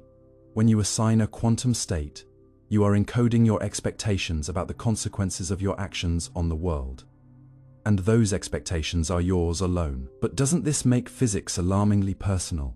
Isn't science supposed to be about objectivity, repeatability, universality? Cubists would answer, science is still about consensus, about communication between agents. But it begins with belief, and belief, when refined through repeated experience and honest updating, becomes reliable. The key idea is that quantum mechanics is not a theory of reality. It's a user's manual, a tool that tells each observer how to navigate the world and make bets about the outcomes of their interventions. When you use quantum mechanics, you're not uncovering a hidden truth beneath the surface. You're mapping out your expectations about what the world will do when you touch it. This makes cubism a participatory realism. It's not denying the existence of the external world. It's affirming that the world you experience is one that arises through your interaction with it. The act of measurement is no longer a mystery in need of collapse mechanics. It's a conversation, a question asked by an agent, and an answer returned by nature. And in this light, every quantum event becomes personal. Not solipsistically so, but individually, meaningfully, deeply connected to the one who inquires. This might sound dangerously close to relativism, but cubists are careful. They do not say anything goes. They say that agents exist in a shared world, and while their beliefs are personal, their experiences are communicable. In fact, quantum mechanics requires this, for agents to compare notes, to check consistency, to learn. Two agents may assign different wave functions to the same system, because they have different beliefs. But when they share outcomes, they must revise those beliefs accordingly. The point is not that reality doesn't exist. It's that quantum reality is incomplete without the agent. There is no God's eye wave function, no ultimate, universal floating in a Platonic realm. There are only perspectives, predictions, and interactions. And from these, a coherent world emerges. One agent at a time. This is a shift from ontology to epistemology, not what is, but what do I believe will happen. And in this shift, the very meaning of objectivity is redefined, not as independence from minds, but as agreement between them. Physics becomes not a story the universe tells us, but a language we use to make sense of our place in it. If this feels unsettling, you're not alone. Many physicists recoil from cubism because it seems to sacrifice the dream of a reality that exists independent of us. But cubists argue that this dream was always misleading. Quantum mechanics, they say, has been whispering its message for 100 years: the observer matters, not because of consciousness or mysticism, but because quantum theory is a theory for the observer. it doesn't tell us what reality is. It tells us what to expect when we reach out and interact with it. And this makes the universe not less real, but more intimate. Every measurement becomes a dialogue, every experiment. A question not just about the system, but about our place in it. Cubism doesn't shrink the role of science.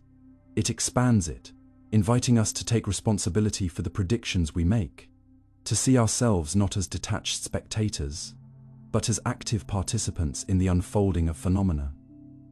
The world is not waiting for us to find it. It is responding to our presence, our curiosity, our questions, and in that response lies something more profound than objectivity, meaning. So what does it mean to live in a world shaped by cubism? It means that certainty is an illusion, that knowledge is a process, and that reality, at least at the quantum level, isn't something we uncover like a buried coin, but something we construct through honest engagement. It means embracing uncertainty, not as a defect in our understanding, but as a feature of a participatory universe. It means that your beliefs, your expectations, your actions matter, not just to you, but to the way the universe behaves when it meets you. It means that science is not about stepping outside yourself, but about becoming more deeply embedded in the world. And perhaps most importantly, it means that humility is not optional. Because in cubism, there is no final truth, no master key, no cosmic code to crack. There is only you, the world, and the ongoing conversation between them. And that conversation is what reality is: weak measurements. Observing without fully collapsing reality. There's a strange kind of question you can ask the universe. One that doesn't demand a definitive answer, one that gently peaks rather than forces. That whispers instead of shouts, and in return, the universe doesn't shut down or collapse into clarity, but wavers, offering a trace, a hint, a ghost of what it could be. This is not poetry, it's physics. And the name of this gentle inquiry is weak measurement, a technique that lets us observe quantum systems without fully collapsing their wave functions, without triggering the irreversible transition from possibility to actuality that standard quantum measurement implies. For over a century, quantum mechanics has been haunted by the measurement problem, how the act of observation, of simply looking, forces a quantum system to make up its mind, to choose a definite state from its cloud of potentialities. It's as if the universe doesn't commit to a fact until you demand it. But what if you didn't demand? What if you asked quietly, without insisting, and accepted an answer that was incomplete, imprecise, and softly weighted toward probability, rather than certainty? In weak measurement, the measuring device is deliberately set to interact so faintly with the system that the disturbance it causes is negligible. So negligible that the quantum system isn't forced into collapse. And yet some information still trickles out. And when you do this not once, but across thousands or millions of identically prepared systems, a strange picture emerges, one that reveals average properties of a quantum state, while it's still in superposition. A paradox is born. We are observing without collapsing, learning without destroying, listening without interrupting.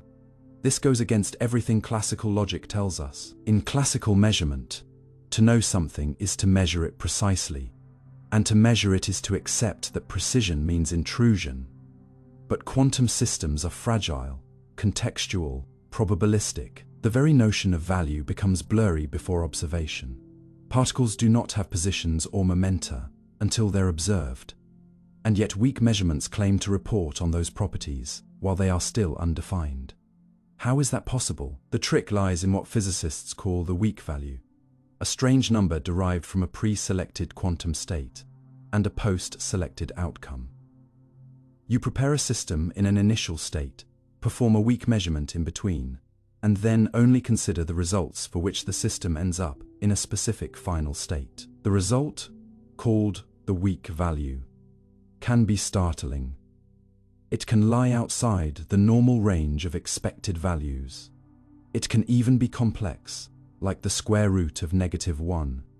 These aren't errors, They're mathematical reflections of the interference that lies at the heart of quantum mechanics. It's like catching a glimpse of a shadow cast from the future onto the present, a ghost of where the system was going before it got there.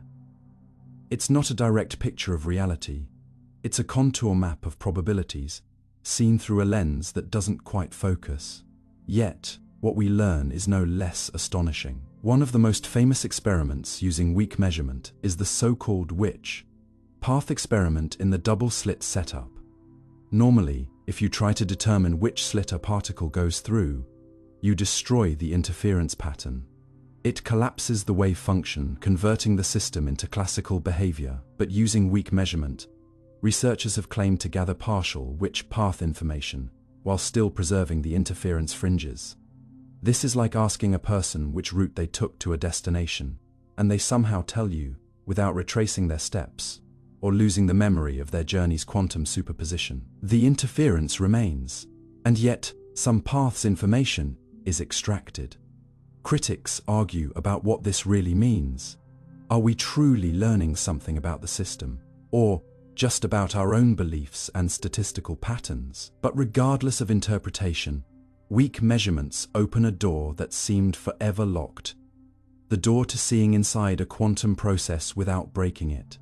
It's like watching a soap bubble from the side, catching glimpses of its internal swirl without popping it. It's a method that doesn't fully settle the quantum dice, but catches the motion of the roll mid-air.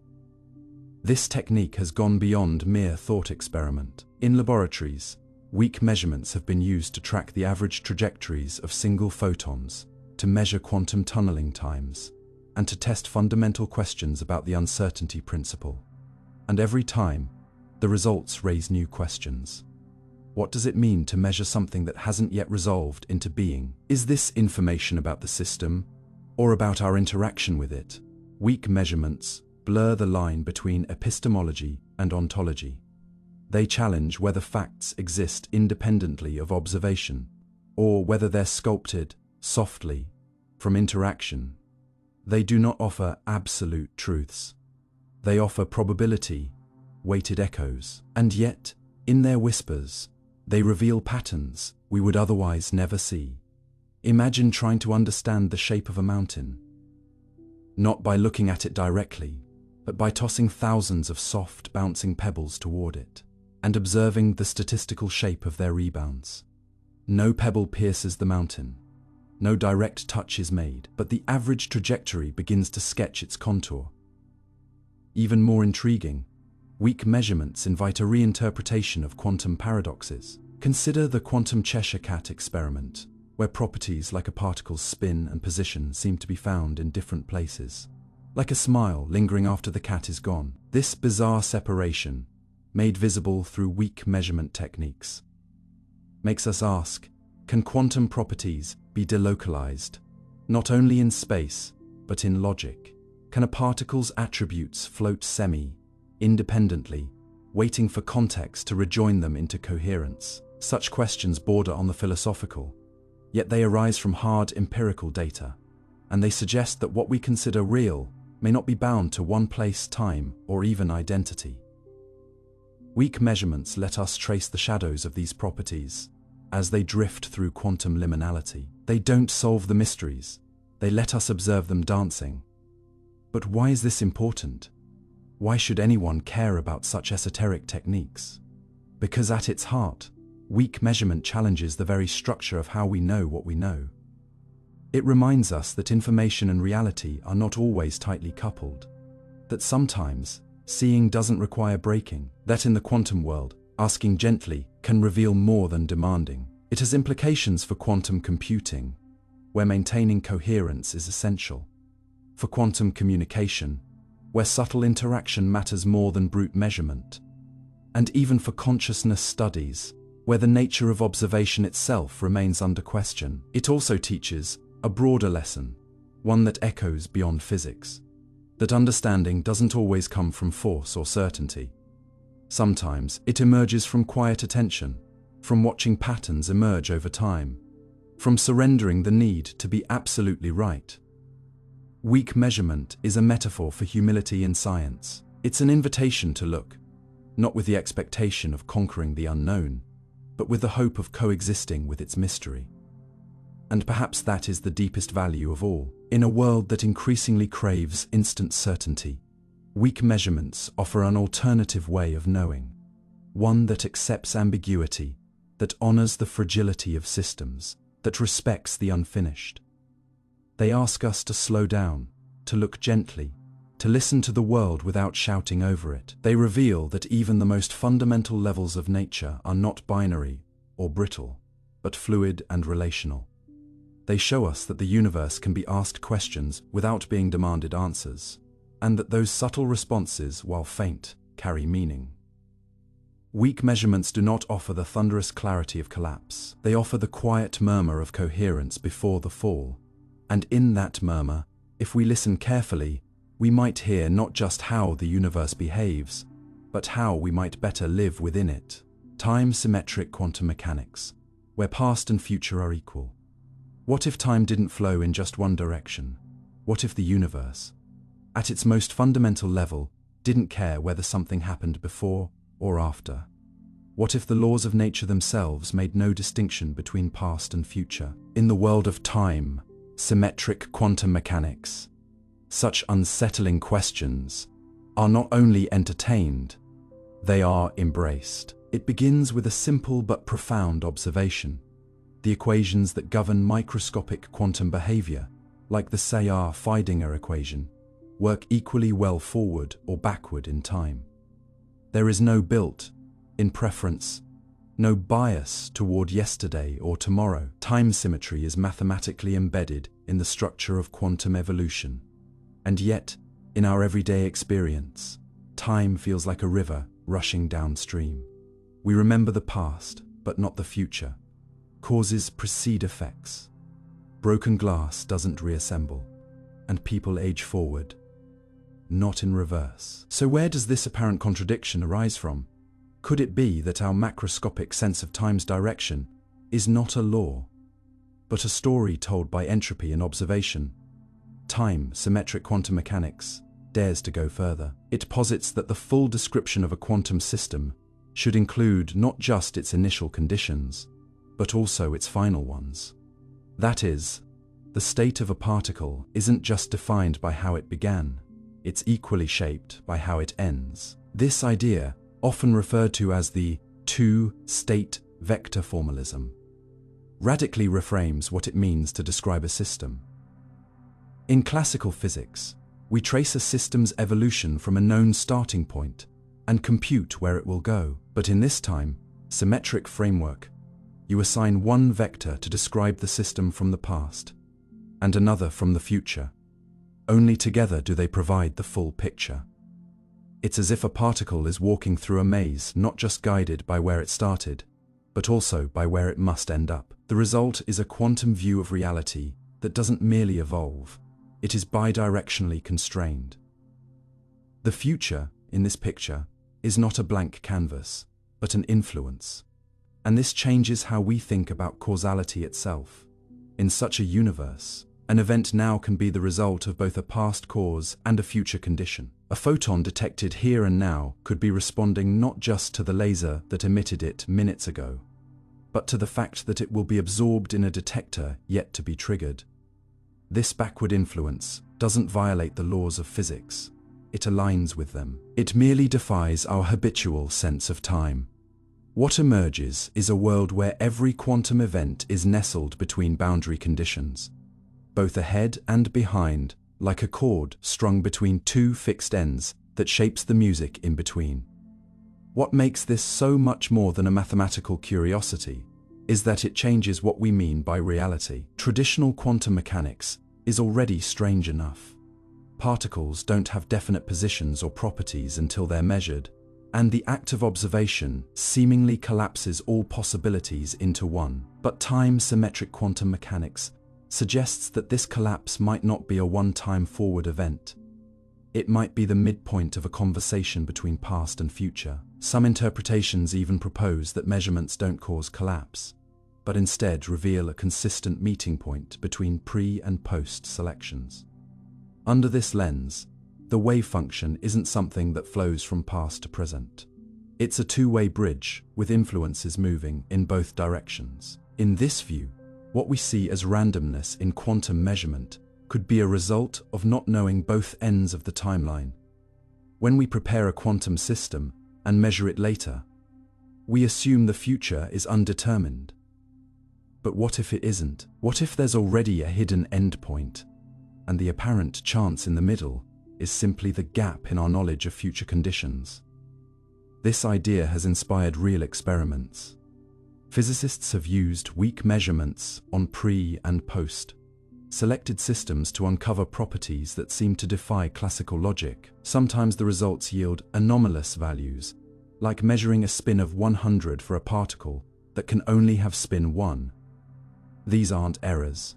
They're the telltale signs of systems influenced from both directions in time. Critics argue that this doesn't mean the future is reaching backward, only that post-selection introduces statistical artifacts. But defenders of the two, vector formalism, claim that it is not merely a calculational trick. It's a deeper, more complete way of describing quantum reality. And in this reality, time is not a straight road. It is a two-way street. Events don't just unfold, they are sculpted. Imagine an artist painting not just from left to right, but simultaneously from both edges of the canvas, meeting somewhere in the middle. That's how time-symmetric quantum mechanics imagines the universe, as a kind of cosmic handshake between past and future. This raises haunting philosophical implications. If the future can shape the present, then do we truly have free will? Are our choices today influenced by outcomes not yet realized? Or is the future influence not something that dictates, but something that co-defines, like a final note that gives the entire symphony its context, retroactively coloring everything that came before it? Some have speculated that such a framework could explain certain quantum mysteries, like entanglement and non-locality, without needing faster than light signaling. If the correlations between entangled particles are shaped by both past and future boundary conditions, then perhaps the spooky action at a distance vanishes, not through hidden variables, but through hidden constraints outside of our usual time flow. In this framework, the universe behaves more like a block, a complete four-dimensional structure where time is laid out like space, and what we experience as flow is just our traversal across a fixed landscape. Our perception of time's arrow, then, could be a side effect of our limited access to the total structure. We live inside a tunnel of now, but the walls of that tunnel are built from both beginning and end. Perhaps the most beautiful and disturbing idea hidden in this framework is this: that time does not merely move forward nor backward, but that what is real exists not in motion, but in relation. That events are not chained like dominoes, falling from start to finish, but rather knit together by mutual necessity, an intricate web of what was and what must be, meeting here in what is. In such a vision, cause and effect are not master and servant, but siblings. The universe doesn't unfurl like a scroll, it resonates like a standing wave, each node determined by boundary conditions both before and after. And if this is so, then what you do today might echo not only backward into the past, giving meaning to what has already occurred, but also be part of a larger cosmic symmetry that is neither about destiny nor randomness, but harmony. It's not that the future controls you, it's that the future and the past are co-authors of the present. And so, time-symmetric quantum mechanics does not ask you to abandon your experience of time, it invites you to expand it. To imagine a reality where time's flow is not the rule, but the exception, where what matters is not just what came before, but what lies ahead. Not as a script already written, but as a constraint that shapes what can become. In this world, particles are not simply messengers of the past. They are diplomats of possibility, negotiating with both memory and expectation. The present becomes not a fleeting instant, but a crucible of coherence between two shores. And you, the observer, are no longer just a witness of unfolding events, but a participant in a dialogue that spans the entirety of time. What will you choose to become, knowing that the future might already be listening? Quantum delocalization. when identity itself smears across space. What does it mean to be somewhere? Really, not metaphorically or philosophically, but physically, precisely, concretely. What does it mean to say something or someone is here and not there? For most of your waking life, you don't question this. A cat is on a windowsill, a leaf drifts to the ground, your hand rests on your knee. You are where you are and not elsewhere. This simple clarity, that identity and position go together, feels absolute. But quantum physics has a way of dismantling absolutes. It challenges not only where a particle is, but whether it even makes sense to say that it is anywhere at all. Quantum delocalization is the term physicists use to describe a state in which a particle, like an electron or a photon, isn't in one specific place, but is instead spread out, its existence smeared like fog across multiple regions of space. This isn't a matter of uncertainty or limited information. It's not that we don't know where it is, it's that it genuinely doesn't have a single location. At this scale, identity itself loses its grip on position. A particle becomes a probability wave, a field of potential presence, a ghost of maybe here, maybe there. This isn't just an abstract concept, it's a measurable, testable, inescapable feature of the quantum world. In the microscopic realm, things don't exist where you find them. They exist where they could be, and only settle when they're forced to. Delocalization isn't a failure of precision, it's a property of being. When a particle is in a delocalized state, it doesn't occupy one location, nor is it rapidly jumping between locations. Instead, it exists in a superposition of places, an extended state governed by its wave function. A mathematical object that encodes the amplitudes for it being in various spots. These amplitudes can interfere with one another, just like waves on a pond, creating patterns of high and low likelihood, like interference fringes in the famous double-slit experiment. If you were to try and ask the particle, the question itself would collapse the wave function, destroying the very phenomenon you're trying to observe. In its untouched state, the particle is everywhere. Its wave function says it could be, with the curious caveat that the act of asking the question, of trying to localize it, destroys that spread. What emerges from this is not just a different understanding of particles, but a radical reframing of identity in space. The particle is no longer a tiny, well-defined dot. It is a probability cloud. And this cloud can stretch across meters, even kilometers. In the case of entangled photons, the idea that a particle has a position becomes conditional, a statement about what you'd find if you measured, not about what is before measurement. This is why delocalization isn't limited to electrons or photons. It applies to atoms, molecules, and in carefully designed experiments, even small biological systems. The principle is universal. Everything in the universe obeys quantum mechanics. The only reason you, a human being, don't experience delocalization in your daily life is because interactions with your environment constantly collapse your wave function, anchoring you to a specific location through what's known as decoherence. But at smaller scales, where isolation from the environment is possible, objects revert to their natural quantum state, delocalized, probabilistic, ghost-like. In fact, experiments with buckyballs, molecules of 60 carbon atoms, have shown interference patterns that can only be explained if the entire molecule was behaving like a wave, delocalized across multiple paths. This is a 720 atom object, not just a single electron. The implication is breathtaking. The world you think of as composed of distinct objects moving along definite paths is beneath the surface, a sea of potentialities in which location and identity are entangled, blurred, and only temporarily solidified by observation. Quantum delocalization forces you to ask what it means for something to exist. If it has no definite location, is it still the same thing if it has no singular presence? Can identity persist when position becomes fluid? In classical terms, we associate existence with boundaries. A rock is here, not there. A bird is on this branch, Not that one, but quantum delocalization dissolves those boundaries.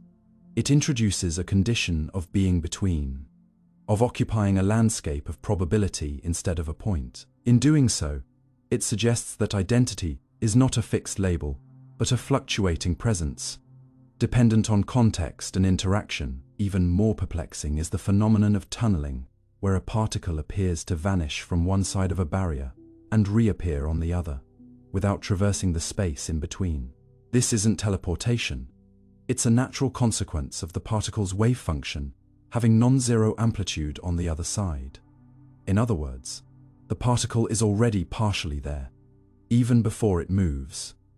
Its identity is not constrained to its apparent position. It seeps through the fabric of space like an ink blot, fading in and out of presence depending on how you look. In some interpretations of quantum mechanics, like the many worlds view, delocalization becomes even stranger. Every possible outcome of a quantum measurement actually happens, each in its own branching universe. A particle's delocalized state before measurement corresponds to its simultaneous presence in multiple realities. In the Copenhagen interpretation, by contrast, the wave function represents our knowledge of the system, not the system itself. Yet even here, delocalization is not dismissed. It's an unavoidable component of the formalism.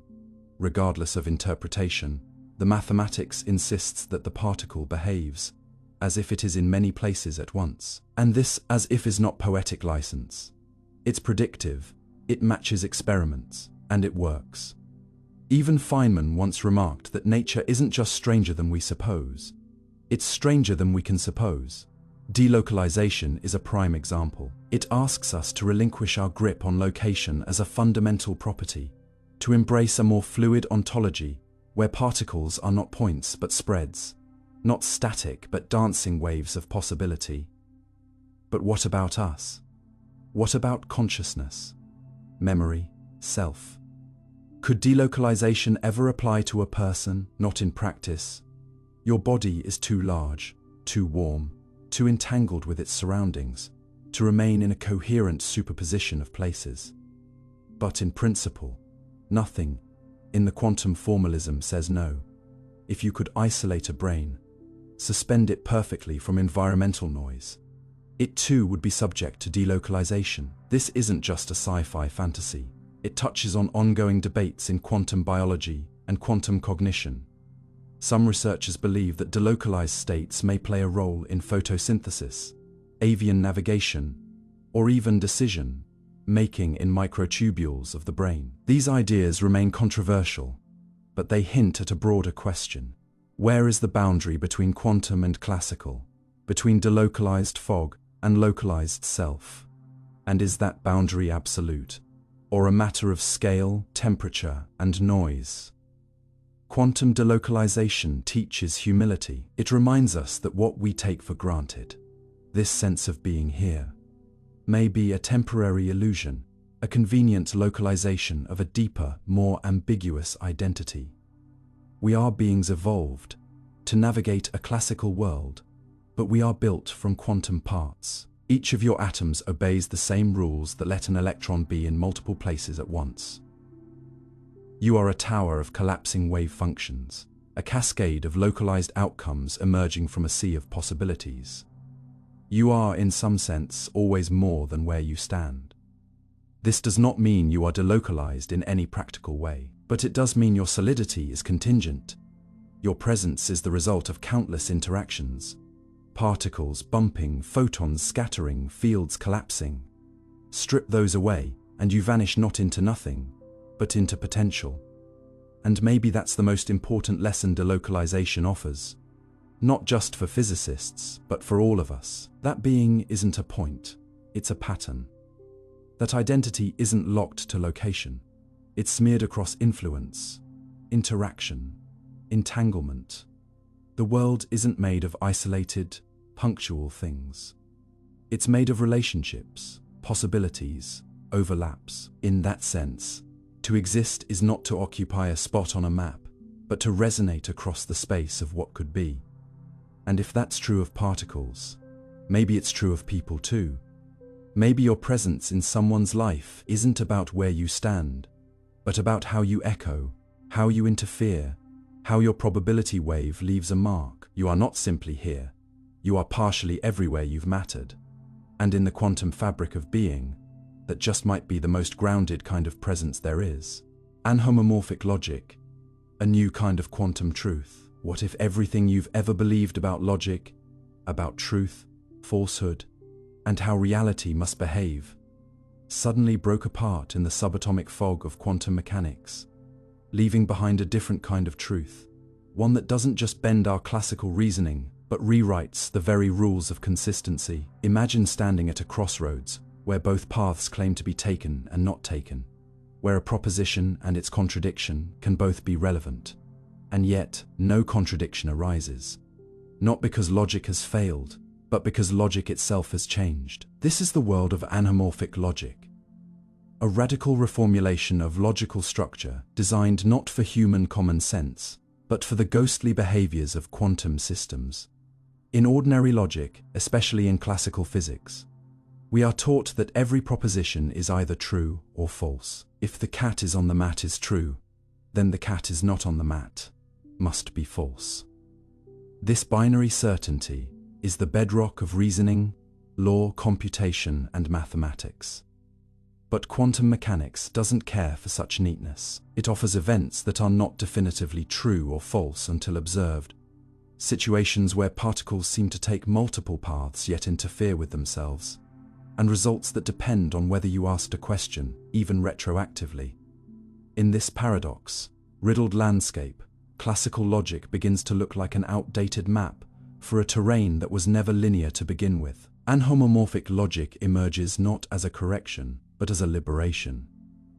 A framework where truth values are assigned not with strict yes-no rigidity, but with structures that allow context, interference, and the peculiar non-classical correlations seen in experiments like the double, slit, or Bell tests. To understand why such a drastic shift is necessary, you need to revisit a fundamental assumption that the logical structure used in classical physics, propositions, forming Boolean algebras, mappings preserving truth under standard operations, is universal. This is what homomorphic logic assumes, that the mapping between propositions and truth values preserves logical relations such as and, or, and not. But in quantum mechanics, propositions about physical systems don't behave this way. You can construct statements about potential paths a particle might take, or states it might collapse into, and these statements can interfere with one another. The result: the logic governing such systems cannot be homomorphic. It cannot preserve classical relationships when quantum interference enters the game. So researchers like Raphael Sorkin and his colleagues proposed anhomomorphic logic, a system where the rules of inference are modified to reflect quantum reality, rather than force it into classical molds. In this logic, propositions are evaluated using coevents, entities that select not a single history, but subsets of possible histories that the system experiences. The truth of a proposition is not derived from a binary world, but from a collection of histories that satisfy quantum constraints. In effect, reality doesn't choose one path. It affirms a web of interrelated possibilities, constrained not by human logic, but by the deeper logic of the universe's structure. Anhomomorphic logic is more than a mathematical curiosity. It reimagines how causality, prediction, and understanding work in a quantum world. It challenges the idea that there must always be a clear past leading to a determinate present. Instead, it proposes that reality itself might function as a layered tapestry of potentialities, where interference doesn't just affect probabilities, it affects truth. A quantum proposition like, "the particle went through slit A," is not simply true or false. It is evaluated based on how it interacts with other propositions and how the system as a whole behaves. This allows statements that would be contradictory in classical logic to coexist peacefully, and even more strikingly, for some propositions to remain truthless, not undecided, but inhabiting a space outside the dichotomy. In the anhomomorphic framework, logic is tailored to fit the behavior of quantum histories, and truth becomes a collective property. Something that emerges from patterns across multiple paths, not single definitive outcomes. It's a logic of emergence, not resolution, a logic that doesn't reduce the universe to either fail, but instead whispers, both, but differently. The implications are staggering. If logic itself is context dependent, if reality operates by a different set of logical principles at the most fundamental levels, then what else might we be wrong about? Could cognition, time, or even consciousness operate under logics we've yet to formalize? Could the contradictions we sense in our perception of the universe, not just in physics, but in life, choice, and identity, be a result of applying outdated logical tools to a reality that has never fit them? Anhomomorphic logic doesn't pretend to answer every metaphysical question, but it opens the door to a new kind of inquiry, one where the laws of thought are derived from the world, not imposed upon it. It invites you to ask, what if truth itself has a quantum structure? What if the nature of facts depends on how you interfere with them, how you position yourself, how you probe and combine their echoes? This is no longer about particles or waves. It's about a new foundation for how knowledge and being intertwine. In practical terms, anhomomorphic logic has already influenced how researchers think about quantum gravity, the structure of space-time, and the deep foundations of quantum cosmology. It aligns well with causal set theory, where space-time is discrete, and events are linked not by smooth coordinates, but by causal orderings, patterns that resist classical description. In such a universe, an event doesn't happen in isolation. It gains meaning only in relation to other events. Truth is then not a local stamp, but a global resonance, shaped by how the fabric of the cosmos vibrates around a possibility. This is where logic meets physics, not as a language to describe, but as an engine of becoming. In anhomomorphic logic, the universe is not built from bits of information arranged in neat logical arrays. It's constructed from interactions whose coherence requires a more adaptive, elastic logic, a logic that doesn't shatter under contradiction, but absorbs it into a higher harmony. It doesn't abandon rigor. It refines it, reshaping it to match a cosmos that's never been binary. So what can you take from all this? As someone trying to understand the world, or even just your place in it, anhomomorphic logic teaches you to be suspicious of false clarity, to question the inherited assumption that everything must fit into one side or the other, to recognize that truth can be distributed, contextual, entangled with other truths, that contradictions might not be failures, but glimpses of a richer structure we're still learning to read. In quantum systems, propositions can self, cancel, reverse, coexist, or fade, depending on what else is true. Maybe life works that way too. Maybe your identities, your memories, your emotions, they don't form neat, classical chains. Maybe they interact like quantum histories, blending and interfering until something solid emerges, only when asked. Maybe your truth too is anhomomorphic, not a single consistent narrative, but a dance of coexisting parts. And if logic can evolve to fit a deeper reality, perhaps so can you. Quantum Darwinism, how objective reality emerges from observation. What if the solid, stable world you touch, name, and navigate, tables, trees, people, and planets, isn't actually objective by default, but the evolutionary winner of an invisible quantum competition for attention? What if reality, as you experience it, is not the canvas on which the universe is painted, but the result of an information survival game, where only certain quantum states are allowed to become real, because they replicate themselves into your awareness more effectively than others? This is the strange and elegant idea behind Quantum Darwinism, a framework that rewires how we think about the emergence of objectivity in a fundamentally quantum world. In the microscopic realm, particles exist in overlapping possibilities, superpositions that defy classical categories. But the world we see isn't a blur. It's concrete. Why?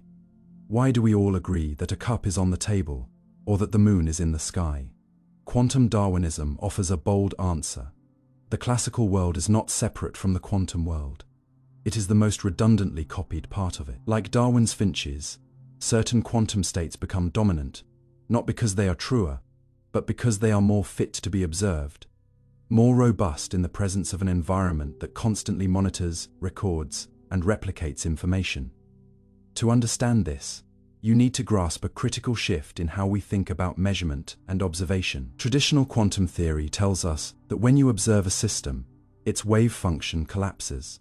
It chooses one outcome from many possibilities. But this collapse has always felt mysterious, even arbitrary.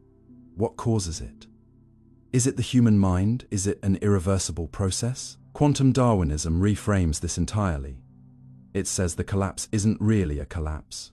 It's a selection. The environment, acting as a witness, measures quantum systems all the time, not with lab instruments, but through countless microscopic interactions.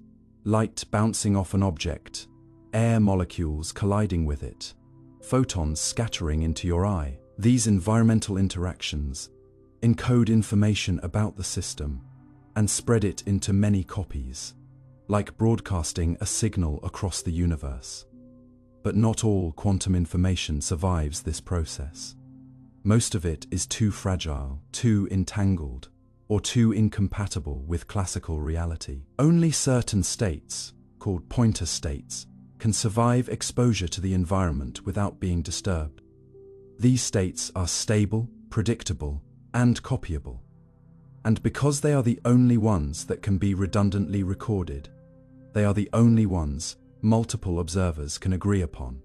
That agreement is what we call objective reality. In this way, the world you perceive is not a direct projection of quantum mechanics, but a filtered, selected version, shaped by an evolutionary process, favoring information that spreads most effectively. Much like biological evolution, where genes that replicate well survive across generations, quantum Darwinism describes a kind of information, natural selection, where only the most stable quantum features proliferate across space and time. These features are not privileged because they are intrinsically real, but because they leave consistent, observable traces across many independent fragments of the environment. If you see a rock on the ground, photons bouncing off it carry the same information into your eyes as they would into a camera or another person's eye. That redundancy means the rock appears to exist objectively. But if the rock were in a delicate superposition of positions, each environmental interaction would smear it differently, erasing any consensus. In that case, the rock wouldn't be real to multiple observers. It would remain private, inaccessible, and thus invisible to classical reality. Reality, then, isn't what is, but what is shareable. This idea profoundly reshapes our philosophical understanding of observation, consciousness, and even reality's independence. Objective reality, in this view, is not an intrinsic property of the universe. It is a consensus-based illusion, stabilized by countless environmental witnesses who do not know they are witnessing. It is not the observer that collapses the wave function, but the environment that selects what gets to be observed in the first place. The reason we all agree that the cat is on the mat is not because the universe demands it to be so, but because that particular fact has been redundantly encoded into the environment through millions of light particles, thermal vibrations, and scattered photons. Your brain, when it observes, simply taps into that distributed memory. This brings a new meaning to objectivity, not as a brute fact of existence, but as a redundantly recorded quantum pattern that survives exposure and spreads through decoherence, resistant pathways. The core mechanism enabling this selection is decoherence, the process by which quantum systems lose their ability to interfere as they become entangled with the environment. But quantum Darwinism goes further. Decoherence explains why interference disappears, but not why classical facts emerge. Darwinism explains the next step, the replication and amplification of certain quantum outcomes. It tells us why those states, and not others, get preserved. It gives a reason for why the ball is red and not a quantum blur of colors. Because redness, in that context, is a stable state that the environment can copy repeatedly. The more redundantly a quantum outcome is stored in the world, the more likely you are to perceive it as real. It's not about measurement, it's about witnessing by the world itself. This paints a compelling image. The environment as a great cosmic archive, preserving only the most robust entries, pruning the delicate, and crafting a consensus view from millions of decentralized interactions. Now consider the implications. If reality is what spreads best, could it evolve differently in a different kind of environment? What if we lived in a world where fragile superpositions were preserved instead of suppressed? Would we see shimmering clouds of possibilities, not chairs and tables? Would consciousness itself work differently, capable of absorbing unstable truths instead of insisting on certainty? Quantum Darwinism quietly hints that even our sense of what is real is contingent, shaped not by necessity, but by selection pressures acting at the level of information. It suggests a reality that is emergent, contextual, and evolutionary, not fixed, given, or universal. This aligns with the shift from Newtonian absolutes to quantum contingencies. It suggests that nature, even in its deepest laws, may care more about what can be shared than what simply exists. And here lies the final philosophical twist. You are part of this process. You are not a passive receiver of objective reality. You are a participant in the broadcast network that defines it. Every time you look, listen, or touch, your senses align with the environment's memory, reinforcing the dominant story of what is real. But beneath that story, reality is still humming with suppressed possibilities, quantum alternatives that were pruned before they could reach your awareness. You do not live in the full quantum universe. You live in a Darwinian echo of it, a filtered projection that your biology and physics agree to call reality. In this light, objectivity is no longer the absence of perspective. It is the alignment of many perspectives with a survivable truth. And maybe, just maybe, our search for truth must evolve too, not by seeking what is fundamentally there, but by asking, what survives, what spreads, what is seen by many over time in spite of everything? The quantum switch, when the order of events becomes undefined. Imagine reaching for a light switch in a dark room, but before your fingers touch it, the very concept of before and after begins to disintegrate, as if time itself decided it no longer needed to obey the rules of sequence, causality, or common sense. That's not a thought experiment. It's the core of one of the most bizarre and enlightening discoveries in quantum mechanics, known as the quantum switch, where the order of events, the very backbone of how we understand cause and effect, becomes fundamentally undefined. In our everyday world, we live by an unshakable belief in temporal order. First A happens, then B follows. You boil water before making tea, press the button before the elevator moves, ask a question before hearing the answer. This sequence is not just practical, it's philosophical, foundational to how we perceive logic, reason, and responsibility. But in the strange realm of quantum processes, it turns out that A can happen before B can happen before A, and both can be true at the same time.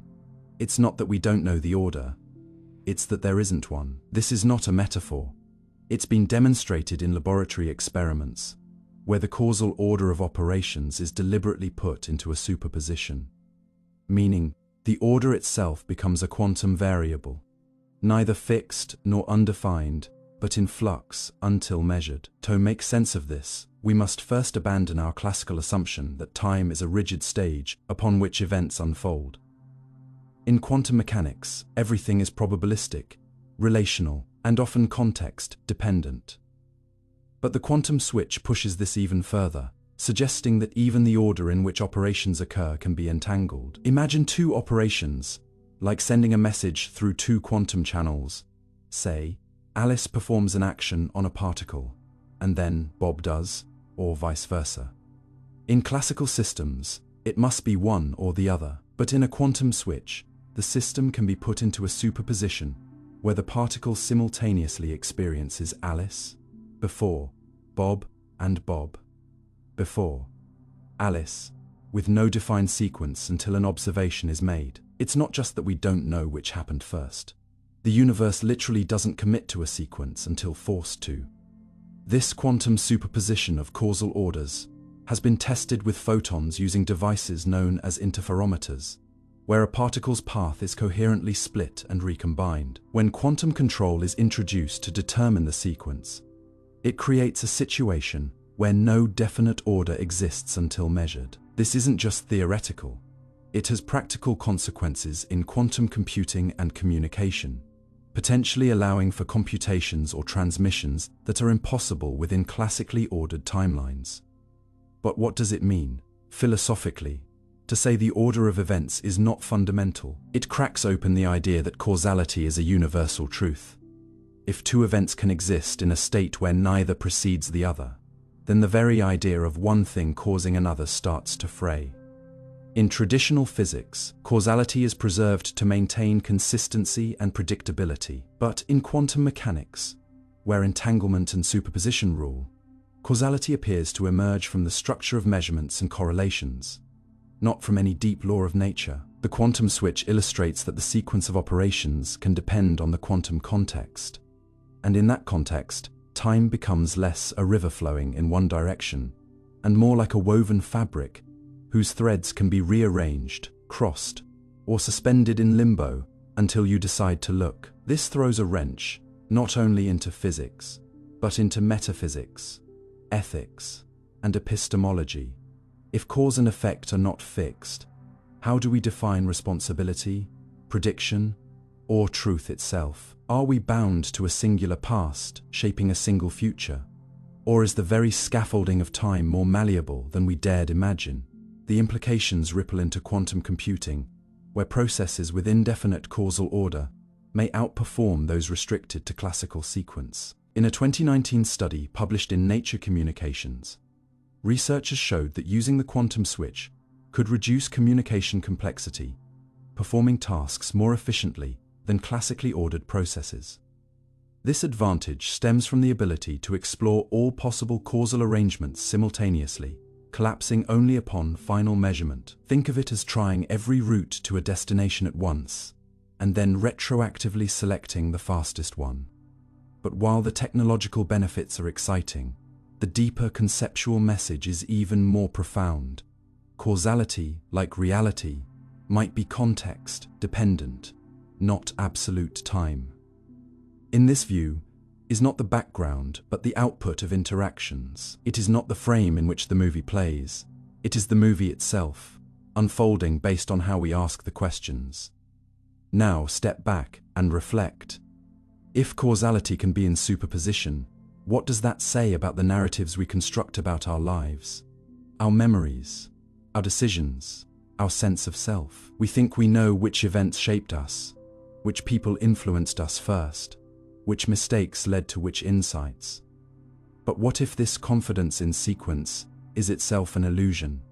What if, on the deepest level, our timelines are not fixed stories, but clouds of potential causality, collapsing only when we try to explain them? The quantum switch offers more than a technical curiosity.